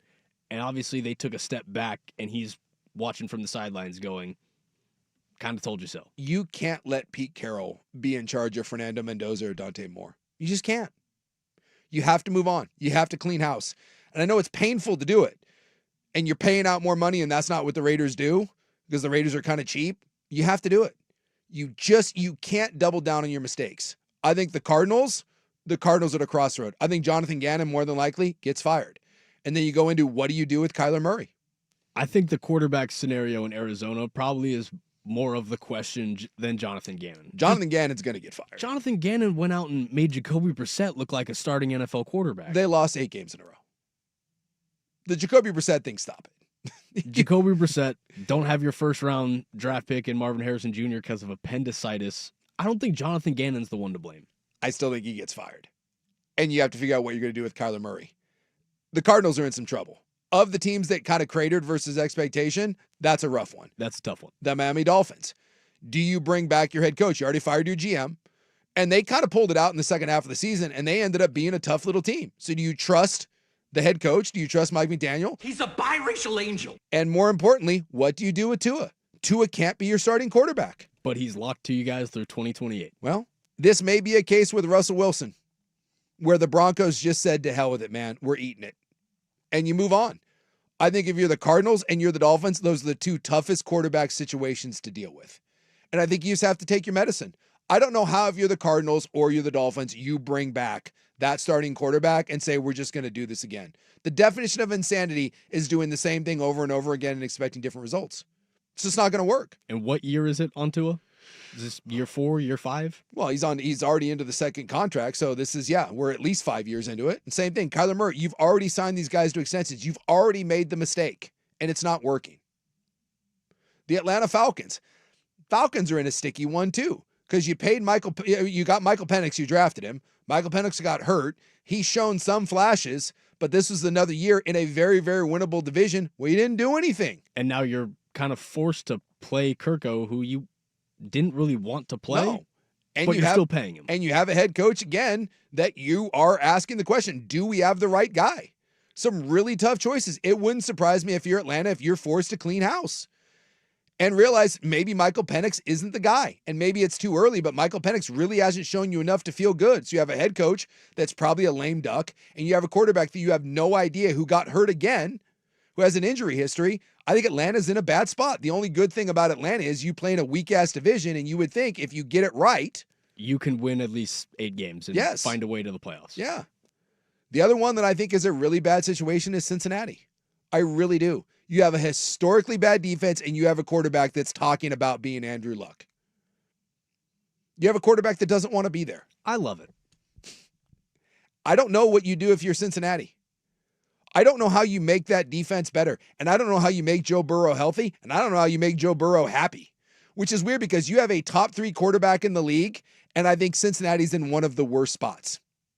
I really do. They took their best defensive player who led their team in tackles 2 years in a row. They traded him to Indianapolis. Then they took the number 2 guy with Logan Wilson, their other best tackler, and traded him to Dallas. They are so bad. I mean, they need a complete revamp on defense. And it's not a team, by the way, that spends in free agency and gets real creative to bring in new players. And why is Zach Taylor still there? He hasn't done anything other than the acquisition of talent, which is your ownership. So Zach Taylor has literally done nothing to tell you that he should still be there. They have gotten progressively worse every year since Joe Burrow took them to the Super Bowl and came within a sliver of winning it. And I don't blame Joe Burrow. That's a bad situation. It really is. The other one that's a little sticky wicket is the Indianapolis Colts. The Indianapolis Colts went through an absolute collapse of epic proportion. And not only did you go through an absolute collapse of epic proportion, you mortgaged your future to go out and get Sauce Gardner, and you were going to tie your wagon to Daniel Jones, and Daniel Jones just tore his Achilles and won't be able to play next year. Again, late enough in the season where he's not coming back, your choice was to put a Band-Aid on it and put Phillip Rivers at the helm. Now where do you go? Do you go get a first-round quarterback? I think maybe you go, if you're the Colts, maybe the Malik Willis thing. Malik Willis has earned the opportunity to try to be a starting quarterback, and that may be a situation in Indy that, depending on what the price tag is on that, you may have to go do that. Or do you trust that you've developed Anthony Richardson just enough to be able to start a game? Yeah. You can't go into next year with Anthony Richardson. You just can't. I don't think you can either. The other one that's kind of backed themselves into that situation, and again, maybe in the Malik Willis conversation, is the Minnesota Vikings. Minnesota has a team that has proven that when you have comparable quarterback play, they're a 13-win season. And J.J. McCarthy, whatever you think of him, J.J. McCarthy has never been healthy. And when he is healthy, boy, is it spotty at best with a really good cast of characters around him. The best player on that roster has been debatably the best player at his position for the last 3 years. Yeah. We haven't talked about Justin Jefferson all year long. So if you have one of the elite head coaches, you have an elite play caller, which gives you hope, but you have to address that situation. Again, I don't know if you're the Vikings, if you can say next year we're going to go through, because if J.J. McCarthy looks the way he did most of the year, you're now sacrificing another year of a team that has proven that with comparable quarterback play, you can win 13 games. And then the other one that I think, believe it or not, is in a bit of a sticky situation is the Pittsburgh Steelers. You know, there's some room, there's some talk that if they lose to Baltimore, that Mike Tomlin may choose himself to move on and just go do TV for a year and maybe hit a reset. Because if you're the Steelers, you've been treading water, and Aaron Rodgers is the definition of a patch. And look, this team is going nowhere, and Aaron Rodgers ain't coming back next year. So if you're the Steelers, what do? Is this finally the year? Maybe losing to Baltimore is honestly the best thing you can do moving forward, because maybe that's what causes everyone to realize that you have to tear the Band-Aid off and actually hit the reset button. It's not a fire Tomlin year. It's we have to do better with what we have. It might just be one of those, everyone, for the sake of everyone's well-being, move on. Take a break. Because Tomlin could go do TV for a year, and then he would be Mike Vrabel. And he would end up in a situation where he would be the most coveted guy on the market, and maybe Pittsburgh gets some new blood, takes their licks for a year or two, finds a franchise quarterback, and tries to find a way to move forward. But that's where, as a Pittsburgh fan, I go, new blood doesn't work, because take a look at everyone else's coaching situation. Do you want to keep optioning around offensive coordinators to win 6 games and to possibly develop guys? Or do you want Mike Tomlin that'll give you 9 games? I just think it is a very, very interesting offseason for a third. A third of the league, I think, is at some version of a crossroads, where the next 3 or 4 years and beyond of your franchise will be determined by what happens over the next 3 or 4 months. And that's not even talking about the playoffs. And that's why the NFL is king. When we come back, Club, Year in Review, and what happens when you trip over your cat, right here on 105.1 The Fan.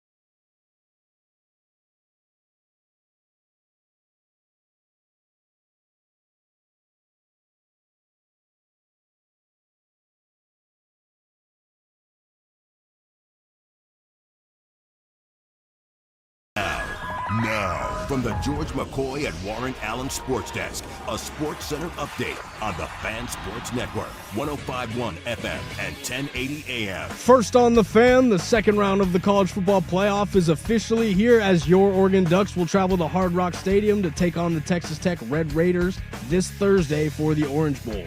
Make sure to catch all of the game day coverage this Thursday right here on the Fan, plus a special edition of the Orange Bowl preview show tomorrow from 1 to 4 with Dirt, Anthony Newman, and Souk. Your Portland Trailblazers defeated the Dallas Mavericks in a close 125-122 victory last night. Denny Avdia leading the way for the Zers once again, but a strong performance from Caleb Love helped boost the Blazers down the stretch. He posted 24 in the contest. They will go on to face the Oklahoma City Thunder tomorrow inside the Paycom Center. Some more NBA news for you as three-time NBA MVP Nikola Jokic has been diagnosed with a bone bruise and a hyperextended left knee after he went down in Denver's loss in Miami on Monday night. Jokic is expected to miss up to 4 weeks, but the injury is not said to be season-ending. Finally, some NFL news for you as the Dallas Cowboys have released veteran cornerback and two-time Pro Bowler Trayvon Diggs. Diggs signed a 5-year, $97 million extension back in 2023 and has not been credited with an interception this season after he tied the franchise record back in 2021 with 11. For more sports scores and stories in 30 minutes, I'm Casey Smith from the George McCoy at Warren Allen Sports Desk. Hurt and missing work? Insurance companies acting like jerks? Don't call your mom. Call George McCoy at warrenallen.com. Recruiting with Andrew Nemec, Thursday evening.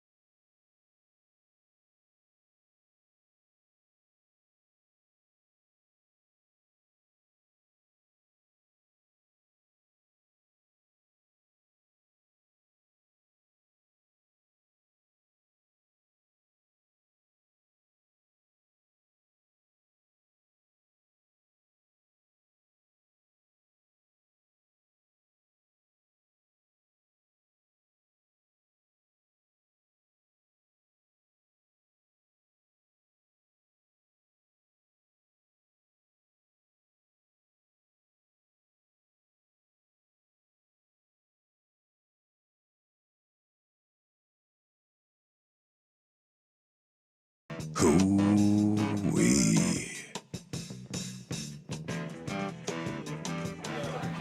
Look at you, lowercase.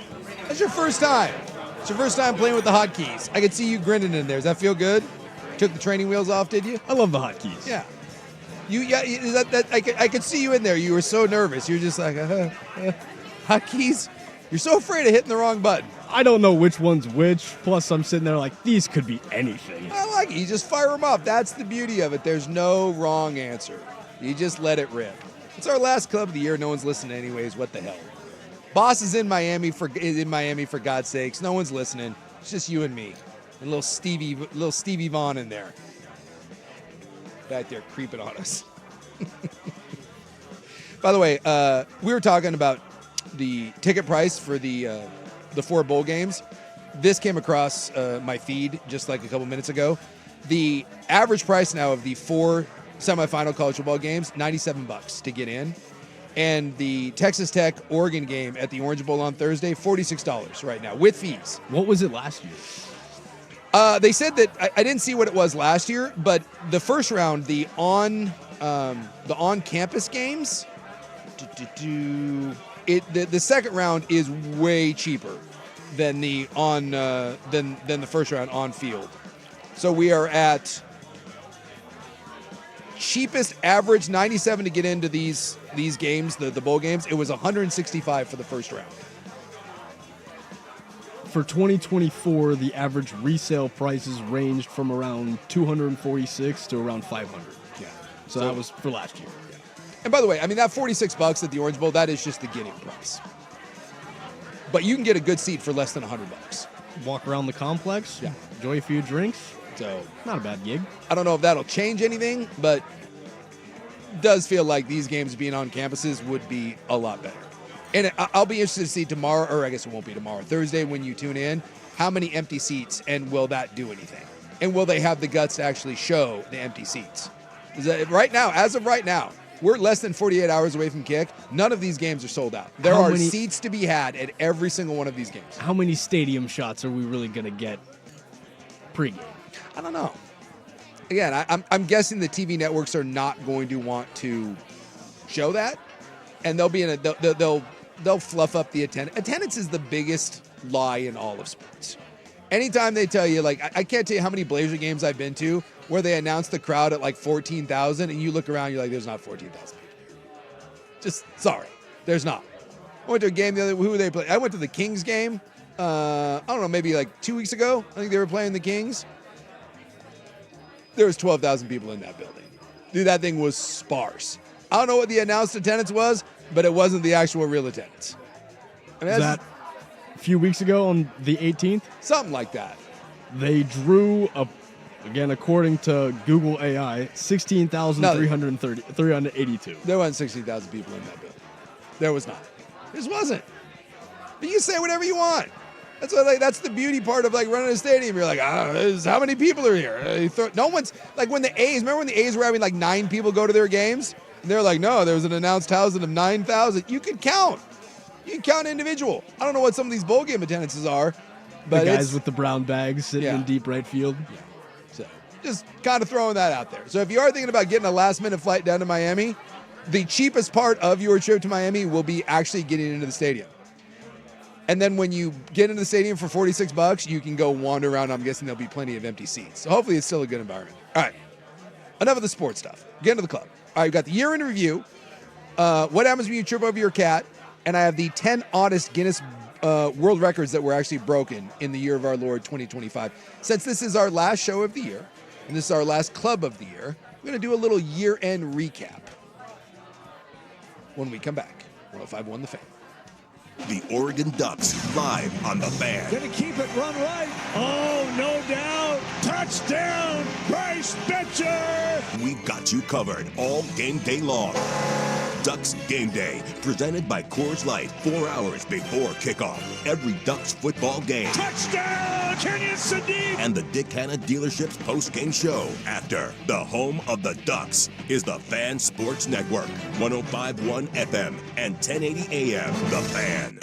Now, here's a quick look at Portland traffic. In Portland, I-205 going northbound is jammed from Southeast Division Street to Sandy Boulevard on I-205. 35-minute ride if you're heading northbound on I-5 at Southwest Iowa Street to I-205. This traffic report brought to you by TriMet. Ring in 2026 safely and let us do the driving. All TriMet service is free after 8 p.m. on New Year's Eve until the early morning on New Year's Day. Learn more at trimet.org/NYE.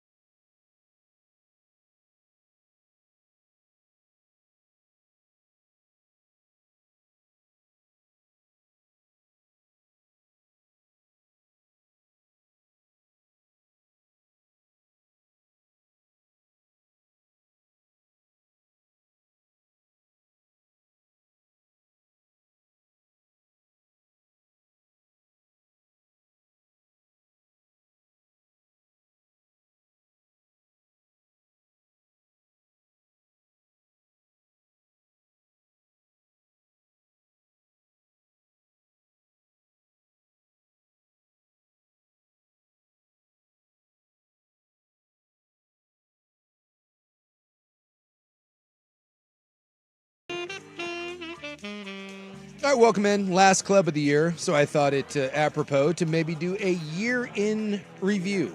What did 2020 have to offer us? By the way, some of these things I completely forgot. As I was kind of going through this, I was like, oh my God, yeah.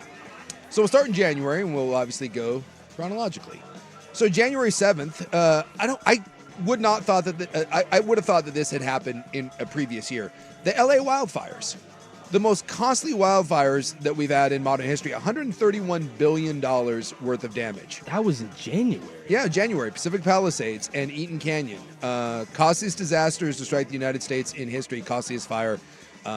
Estimate originally started at 76, and now they're saying it is more like 131 billion. 30 people died in that. I completely forgot about the LA fires. If you would have asked me when the LA fires, I would have been like, I don't know, was that like 2-3 years ago? I probably would have said September of last year. No. Here's one for you. January 23rd, Thailand became the first Southeast Asian country to legalize same-sex marriage, so go Thailand. Which, by the way, Thailand has been pretty cool on the gender thing for a while. Yeah, so I thought that was a known thing. kind of makes sense there. Also, January 20th, President Trump became president. It may have seemed like longer than a year, but yeah, January 20th, he became only the second president to serve 2 non-consecutive terms. For some people, that was probably a great day, and for others, you're like, oh my God, there's 3 more years of that. Who was the other one? Grover Cleveland? Who else was that? I thought it was Roosevelt. Look that up for me. Because I'm not 100% certain. Yeah, it was Grover Cleveland. Grover Cleveland? A couple other things in January, but I'm just trying to hit the highlights, if you will.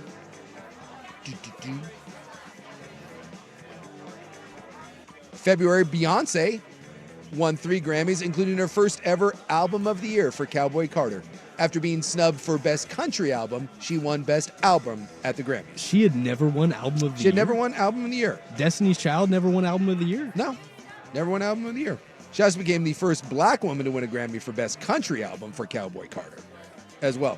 I thought she got snubbed. Maybe she got snubbed at like the Country Music Awards. Probably at the CMAs, but yes. Did she get snubbed for Best Song? Was that what the conversation was? Maybe that's what it was, because I thought Cowboy Carter got snubbed for Best Country Album and won Best Overall Album, but that might have been at the CMAs, because it did say she made history as the first black woman to win a Grammy for Best Country Album. And as a fan of, I don't like modern country that much, but I listen to a fair amount of country music from time to time. Also, not necessarily the biggest Beyonce fan. Cowboy Carter was a really good album. I love Beyonce. Beyonce's great. I was on it. You were on it? I liked a few songs, but as like an album altogether, I thought there was better. I thought it was good. I was pleased. Because to be fair, I don't listen to a lot of Beyonce music. My daughter is a big Beyonce fan. And so is the missus. The BTJ is a big Beyonce person. And they were raving about Cowboy Carter. And I was like, I'll give it a spin. I thought it was a catchy tune. I thought it was good. What was they did the cover of Blackbird? I thought that was excellent. Texas Hold'em, really good song. I'm trying to remember off the top of my head. I took that for a spin on a workout playlist. I thought it was good. Also, February 4th, the United States imposed the first additional tariff on China, which kicked off an entire year of tariff wars, which was lots of fun. And February 9th, the Philadelphia Eagles defeat the Kansas City Chiefs 40-22 to win the Super Bowl. You also kind of forget that happens in February. Yeah. March, 97th Academy Awards. Honora wins 5 Oscars, including Best Picture, Best Actress, Best Director. Adrian Brody won for Best Actor in The Brutalist, which was terrible. That thing was just painfully long. Honora was a good flick. The Academy Awards recently, I think, have been a little kind of hit and miss for me. And I didn't actually see Honora until after it won all the awards. And I thought it was a good movie. I don't know if it was the best movie of the year, but I remember watching that and being like, all right, I can get down with that. Well, the Academy Awards are weird because isn't it the movies from the previous year? Well, yeah. It's so, the movies from the previous year. That's kind of confusing because you're probably thinking about all the movies that came out in 2025, but the movie that won was from 2024. Well, lately I think movies have been a little soft. The writer's strike and everything. I think so too. But if you haven't seen Honora, go give it a whirl. It was solid effort. Also, March 2nd, I didn't remember this at all, but Firefly's Aerospace Blue Ghost made a successful landing on the moon, becoming the first commercial lunar lander to attempt that feat. I did not know that companies are putting things on the moon. Had no idea. But that happened in March 2nd. March 9th, for the first time ever, a colossal squid was captured on film in its natural habitat. I guess up until that point, we had only seen one caught in nets. We had never actually seen a natural squid doing, a giant squid doing giant squid things, which, by the way, that also terrifies me, that there is something that attacks whales that we've never actually seen on camera. Like there's a real kraken out there? Yeah. Yeah. Yeah, that's terrifying. They found that thing at 600 meters down, almost 2,000 feet in the South Atlantic Ocean. And yeah, it is like confirmed it like attacks sperm whales. And we just saw like our first glimpse of it in its natural habitat. That's kind of terrifying. Also March 15th, we deported a Salvadoran immigrant who had entered the country without authorization in 2011, but had received protection under federal law that prevented his removal. And that kind of started the whole, immigration thing that we have going on. So you kind of forget that was kind of that kicked it off on March 15th, which again, much like the tariff thing, is something that kind of just has become like a common thread throughout the course of the year. Scrolling down and see what else we got going on here. Oh, we had a 7.7 earthquake in Myanmar, Burma, causing more than 3,600 deaths and thousands of injuries. One of the worst earthquake disasters we have in modern recording history. Completely forgot about that one as well. April 21st, Pope Francis dies at the age of 88. I remember this one. I landed in Italy the day after the Pope died. And that also led to us getting the first American Pope a couple weeks later. And being in Italy during the funeral, rites, insane. Being in Rome during that, I'll never forget it. Yeah, Absolutely. You said you were the last people in the Sistine Chapel. My buddy got us a private tour to open the Vatican, and it was the day before the actual funeral. So they had viewings for the Pope, and you had to wait in line. Like some of them were like 7 to 8 hour waits to see the Pope. And then they were setting up all the barricades and the TV screens, and all the leaders were flying in. And then the funeral was happening the next day, and we were going to leave Rome because we were like, dude, we don't want to be here during the funeral. It's going to be nuts. Because there was like a procession from the Vatican to where he was going to be buried. It was on a different cathedral on the other side of Rome. And so my buddy hooked us up with a tour through a private company. It was really cool. We got to open the Vatican. So we got the Vatican opens at 8. We got there at 6, and we got to go room to room with, I think, 12 other people and turn on all the lights and open all the doors. And we got to go in the Sistine Chapel, and it wasn't open to the public that day because they were getting ready to clean it for the conclave. And so we got to be in there and open it up. And then when we left at 8, when the Vatican was officially opening, that was the last part of our tour, the cleaning crews were coming in and they were setting up for the conclave. And they showed us the chimney that they were assembling. So in theory, with the exception of maids and workers, me and my buddy and 12 other tourists, we were the last civilians, I guess, to be in the Sistine Chapel before they elected the new American Pope. Also, pretty darn cool. Yeah, that was one of those that I won't forget. That was one of those life moments that on my deathbed I will probably think back to. I got to stand in the Sistine Chapel by myself. The lady that opened the door, I was kind of hoping I'd get to be the one to open the door, and I didn't get to.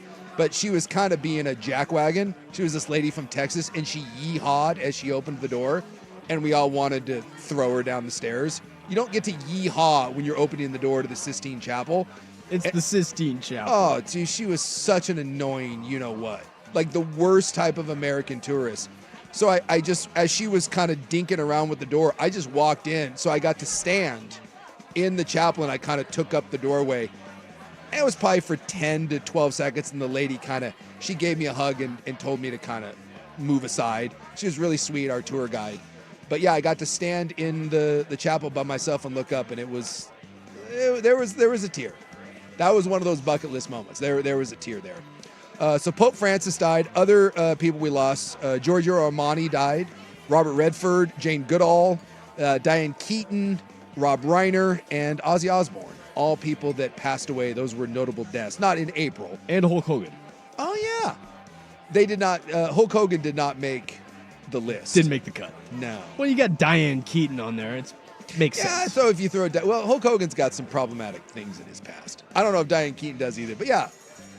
Although I will say, like, every now and then if you're flipping through, like, Hulk Hogan has become like a hero of Fox News. Like, I see ads for like Hulk Hogan, like, memorials and like specials on Fox News like all the time. If you're flipping through, Fox News has become like the biggest like fan of Hulk Hogan. It's kind of funny how that works. I'm trying to think of what do we got. Oh, May 7th, we had the India-Pakistan war kickoff. You forgot about that. May 7th, India launches a series of missile strikes on multiple bases in Pakistan. So that went down. You kind of forget. That's on my mom's birthday. Is it really? Yeah. May 8th, that was when we actually got the new American Pope. That was Robert Francis, is it Prevost? He was elected Pope, and he took on the name of Leo. So he became the first American Pope. May 9th, the Food and Drug Administration approved the first ever home cervical cancer test. So if that does anything for you. Again, I don't remember hearing anything about that. Moving on into June. Air India Flight 171 crashes in India shortly after takeoff. That was horrifying. That was the one that went into the building. And remember, the one guy walked away? Yeah. Yeah. The one guy walking away is still... that's still crazy to me. 242 passengers on crew. Between there's a debate now between 19 and 33 people in the buildings that the plane went through. But one guy on an airplane of 242 people managed to walk out of the crash. Everyone else died. He was burned, and his clothes were kind of like burned off. But he walked off the airplane. His brother was sitting beside him. His brother died along with everyone else. He walked out of the airplane and then walked through a burning building and walked out. It's on video. It's like the most insane thing. The dude's like a character out of a Marvel show. June 14th, that was our first No Kings protest. Donald Trump, by the way, makes a lot of appearances in the year-end review. I mean, honestly, like in my lifetime, I do not remember a president having, good or bad, I'm not here to judge whatever you're into. Just so many. Yes. I do not remember a U.S. sitting president having this many. A hand in every single news story that we've talked about. Seemingly. And by the way, I'm skipping over some of the, I'm trying to only major kind of ones. hit the high points. June 17th, the Florida Panthers win their second consecutive Stanley Cup, beating the Edmonton Oilers in a 6-game series. And by the way, that's the second year in a row they beat the Edmonton Oilers. That's the first time of the year that we got U.S. versus Canada. Yeah, because we also had the Toronto versus LA. Yeah, and I was saying the hockey, you had the Four Nations, the All-Star game too. Which, by the way, that pissed me off. The Florida Panthers should not win the Stanley Cup. That one, I don't like that one. Miami doesn't deserve a Stanley Cup, let alone two. Also, June 20th, K-pop Demon Hunters begins streaming on Netflix and becomes one of the largest, I guess, pop culture phenomenons of the year. I was not aware of K-pop Demon Hunters until like 3 months ago. I wasn't aware until you told me about them a few weeks ago. I think it was either you or Rob that told me about them. They made an appearance at the Snoop Dogg Bowl. Really? Yeah, so when Snoop did the halftime show on, was that on Christmas? I believe. Yeah. Him, Lainey Wilson, and who's dating former Pittsburgh Steelers quarterback Duck Hodges, and then Demon Hunters came out, and I was like, oh, names and faces. You didn't know about the K-pop? I would have thought a young fellow like you would be about the K-pop Demon Hunters. That's just, again, my Spotify rep told me I'm 68, so. June 22nd, we bombed nuclear sites in Iran. Remember that little skirmish that we had? So apparently we didn't necessarily declare war, but we bombed a country. So that occurred. June 22nd, the Oklahoma City Thunder defeat the Indiana Pacers to win their first NBA title. And I'm trying to think. Let's go. That's probably a good break. So that's June. So we're about halfway through the year. When we come back, we'll go through our year-end review here on our last show of the year. Here, though, is Casey with an update. Now, Now, from the George McCoy and Warren Allen Sports Desk, a Sports Center update on the Fan Sports Network, 105.1 FM and 1080 AM. First on the Fan, the second round of the college football playoff is almost here as your Oregon Ducks will travel to Hard Rock Stadium to take on the Texas Tech Red Raiders this Thursday for the Orange Bowl.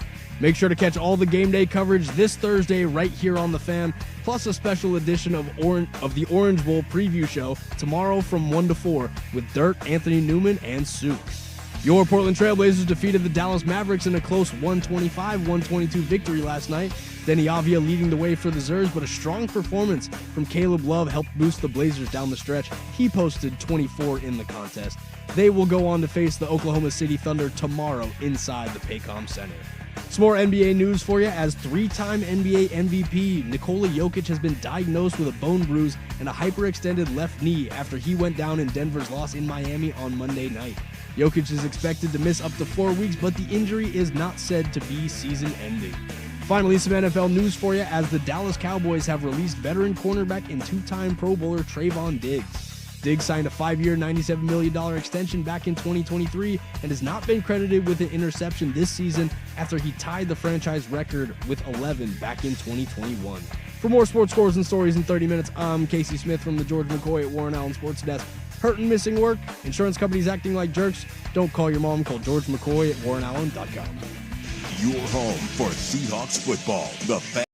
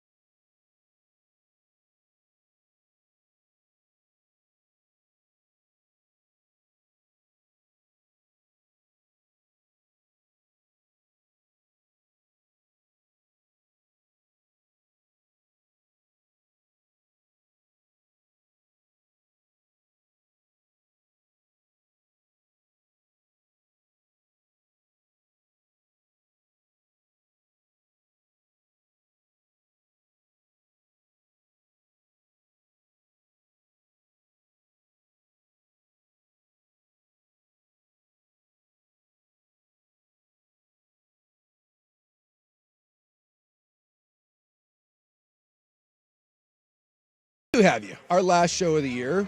Don't forget tomorrow 1 to 4 we have a special Orange Bowl preview, and then we'll all be back on Friday with our regularly scheduled programming, and I believe that will be the return of one Isaac Everett Ropp as well. During our year in review, we're into July. What do we got going on here? Oh, this was a big one in my family. 1, my daughter lives in Korea, and 2, she's obsessed with BTS. Members of the South Korean K-pop band BTS reunite after their mandatory military service. They had a 3-year hiatus, and the group popped up for a one-time performance, and they announced a world tour and a new album scheduled for 2026, and my daughter has a serious... there was a moment. You have not met a bigger BTS fan. I secretly believe my daughter moved to Korea just to be closer to BTS, and as I like to say, she's going to attempt to marry a BTS. It's a whole thing in my household. Have you heard some of their stuff? Yeah. Oh, have I heard some of the stuff? Yes. Have you really? I like it. Yeah. I really like their stuff. Yeah. They're catchy. Trust me. My two daughters, when they're together, they just sit around and watch BTS videos, and then I have to hear about everything that's going on in the BTS videos. It's the whole thing. There's favorites, there's keychains involved, there's tattoos. It's a whole thing. Just like if you watched a football game, you're going to break down what happens afterwards? Yes. They do a whole thing. July 2nd, the 14th Dalai Lama, the exiled spiritual leader of Tibet, he announced that he will be reincarnated. So that's kind of cool. So there will be a 15th Dalai Lama. I like that he gets to decide that. And he also said that his own institutional trust is the only one that can identify his successor. So I don't know. After he dies, then his own people get to say who he's been reincarnated as. I don't know how all that works, but the only thing I know about the Dalai Lama is that he's exiled, and then the whole the Dalai Lama, big hitter of the Lama, flowing robes. That's all I know about the Dalai Lama. All I knew was that he was exiled. Yeah, we're getting another one. July 16th, we had the infamous Coldplay concert in Foxborough where we had the Kiss Cam. That took over the internet for, I don't know, like a month or two. If you remember that? That was the CEO that got caught canoodling on camera with someone that was not his wife. And then The Simpsons did a whole bit on it. Yep. Also in July, I forgot about this, American Eagle releases their ad starring Sydney Sweeney and her assets, that turned into a whole white supremacist. That may be the dumbest story of the year, that a Sydney Sweeney ad turned into a white supremacist thing because she talked about having good genes. And of course, then we had to freak out and say that was genetics and it was white versus black, and that turned into a whole thing. Have you seen her new movie, by the way? Or seen previews for it? No, she is a terrible actress. She is super hot, but she's objectionably a bad actress. Like It's a good watch. Well, again, why is it a good watch? First hour, yeah, it's just her tits. Second hour, it's very good. Just a lot of good action. It's got some good gore. Amanda Seyfried plays a great role. I liked it. I know why you liked it. All lowercase. It's a good thing no one's listening. I'm going to work the dump button next time. Moving on into August, OpenAI ChatGPT 5 was released, described as a major advancement in AI and autonomy. I do not use, shockingly development, the old man, I don't use ChatGPT. I don't use any AI. I don't really have any need for it. I don't really know what I'm supposed to use it for. I don't really have a need for it in my life, but I have friends. My buddy that's a big business guy say he uses it all the time. I have another friend that uses it for comical purposes. But I don't know, ChatGPT started the whole thing with, then we get into the whole, is AI taking over the world?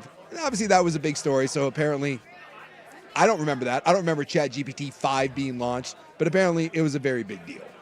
August 11th, President Trump orders the deployment of National Guard to Washington, D.C., the first city that he would do that to, which again, common theme, maybe some other cities followed. Maybe you heard about it here locally. So that went down in August. Scrolling down, August 6th, the engagement of the year, Taylor Swift announces her engagement. Your favorite English teacher married your favorite PE teacher. That was in August? That was in August 26th. T Swizzle and Travis Kelce announced their engagement, and they did it on Instagram. I know that. I feel like that was a fairly recent thing, but it obviously happened before the NFL season. Could they have done a better rollout than just posting it on Instagram?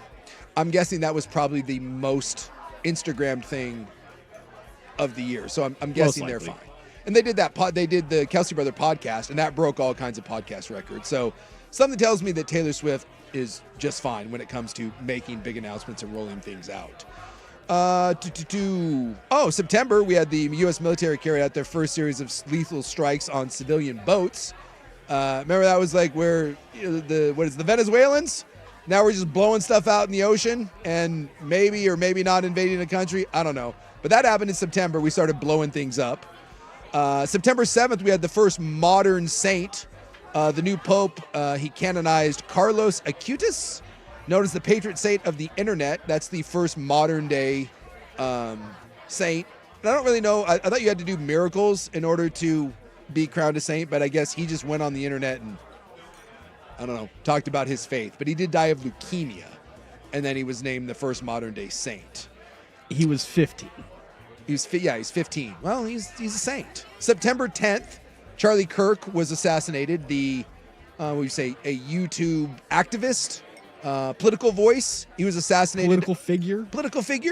He was assassinated in an outdoor event on the campus of Utah Valley State, which, by the way, that is adjacent to BYU. It's like BYU's sister campus. I actually lived in Orem, which is where UVSC was. It was a junior college when I went there.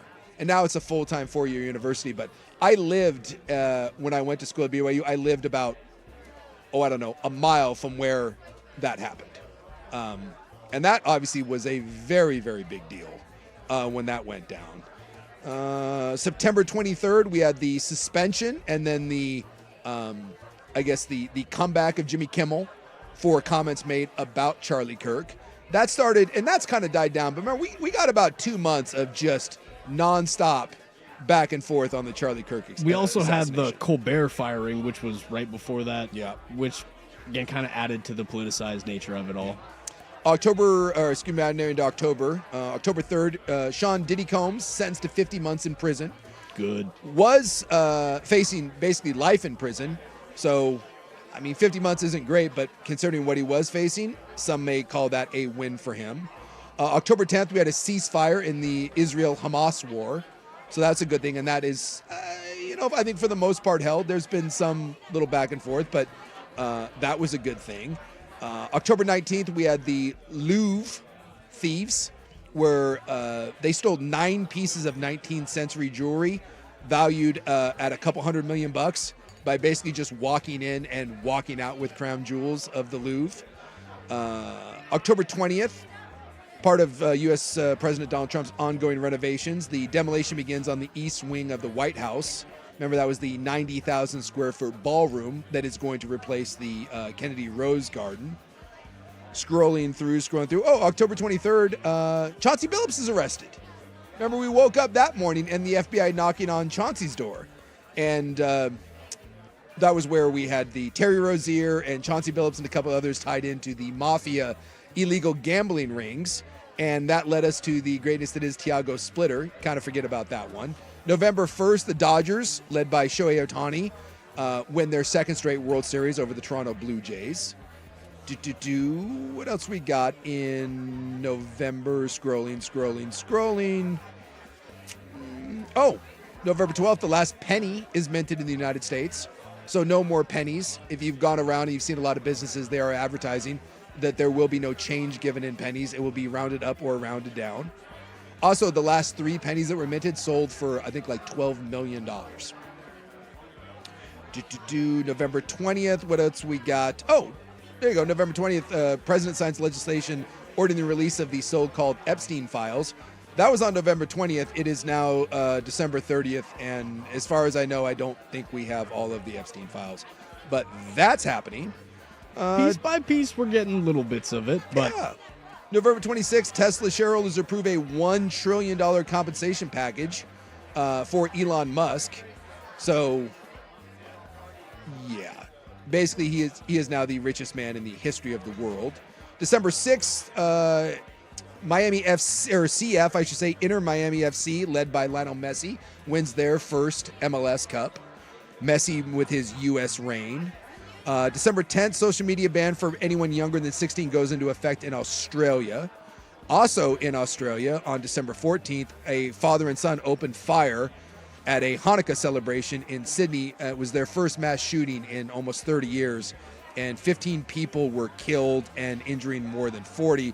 The gunman, one of whom was fatally shot by police, is said to be motivated by Islamic State ideology. That was bad. And then on December 16th, this is the final one on the list, the 250th anniversary of Jane Austen's birth is celebrated. The English novelist wrote such beloved classics as Sense and Sensibility, Pride and Prejudice, Emma, and her works have been adapted many, many times over for TV and film. So there you go. That, according to the Britannica.com, there is your 2025 year in review. When we come back, we put a bow on the final episode of Primetime of 2025 here on 105.1 The Fan.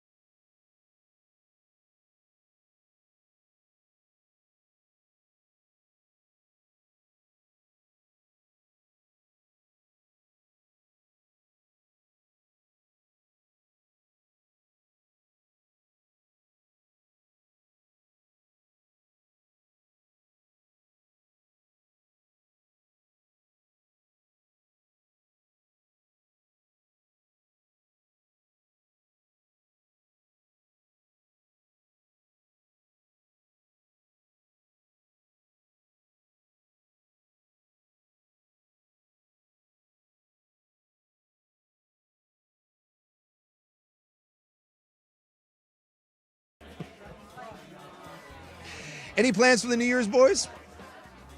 What's on load? You're not. You strike me as a New Year's party guy. Nothing special. Just hanging with family, hanging with friends. That's about it. Yeah. No New Year's resolution so far? Any big plans? My New Year's resolution last year was to hit 225 on the bench, and I'm about 15 pounds short of that, so there's always next year. 50 pounds is close. Hit 205, and I was very proud of myself. You were proud of yourself on that one? That's good. I didn't know, like, that must be a young man's game. I'm guessing Steven back there does not have a 225 bench press. That's such a young person's thing. The idea of like setting some sort of bench press goal. Well, I'm doing it because if I blow out my shoulder in the process, I'm still on my parents' insurance, so I won't have to front the bill. You didn't strike me as a lifting bro. All right, I see. I gotta stay in shape. We learn something about lowercase every day. You're in there getting on that pre-workout. Just do a couple roids. Just do a cycle of trend. Get in there. I'm the type of guy who shotguns a Red Bull and then works out for about an hour, hits a major crash because that Red Bull wore off. Oh, dude, and then that's about it. I'm a horrid caffeine junkie. Yeah, I'm all about the caffeine. Yeah, I don't know what the safe amount of caffeine is to consume, but I can assure you, I exceed it. Because I'll wake up, take the dog on a walk. I usually drink like a Monster to kind of get me going, and then I take pre-workout, and then usually I take another energy drink before I start the show. So yeah, I don't know how much caffeine that is, but I just choose to willfully ignore any sort of recommendations. Plus, those recommendations, I always assume those are for like someone your size. And that's my thing. Like, same thing with medicine. I do it with like alcohol. It's like, oh, this is the suggested. Yeah, if you're 170 pounds, if you and me go out drinking, we're going to have very different alcohol intakes. Like for when you go out, like what's a nice night out for you? Like 5, 6 drinks? Probably 5 or 6, yeah. Yeah, that's not gonna cut it. We're gonna have 2 wildly different nights out. Therefore, when it comes to caffeine and other sort of consumptions, it's adjusted. Again, I'll have 5 or 6 drinks and have a pretty good night. Yeah. You'll have 5 or 6 drinks and probably be thirsty. Well, that's how we get it started. You just order a 6er and get it going. That's how that's a pregame sort of thing.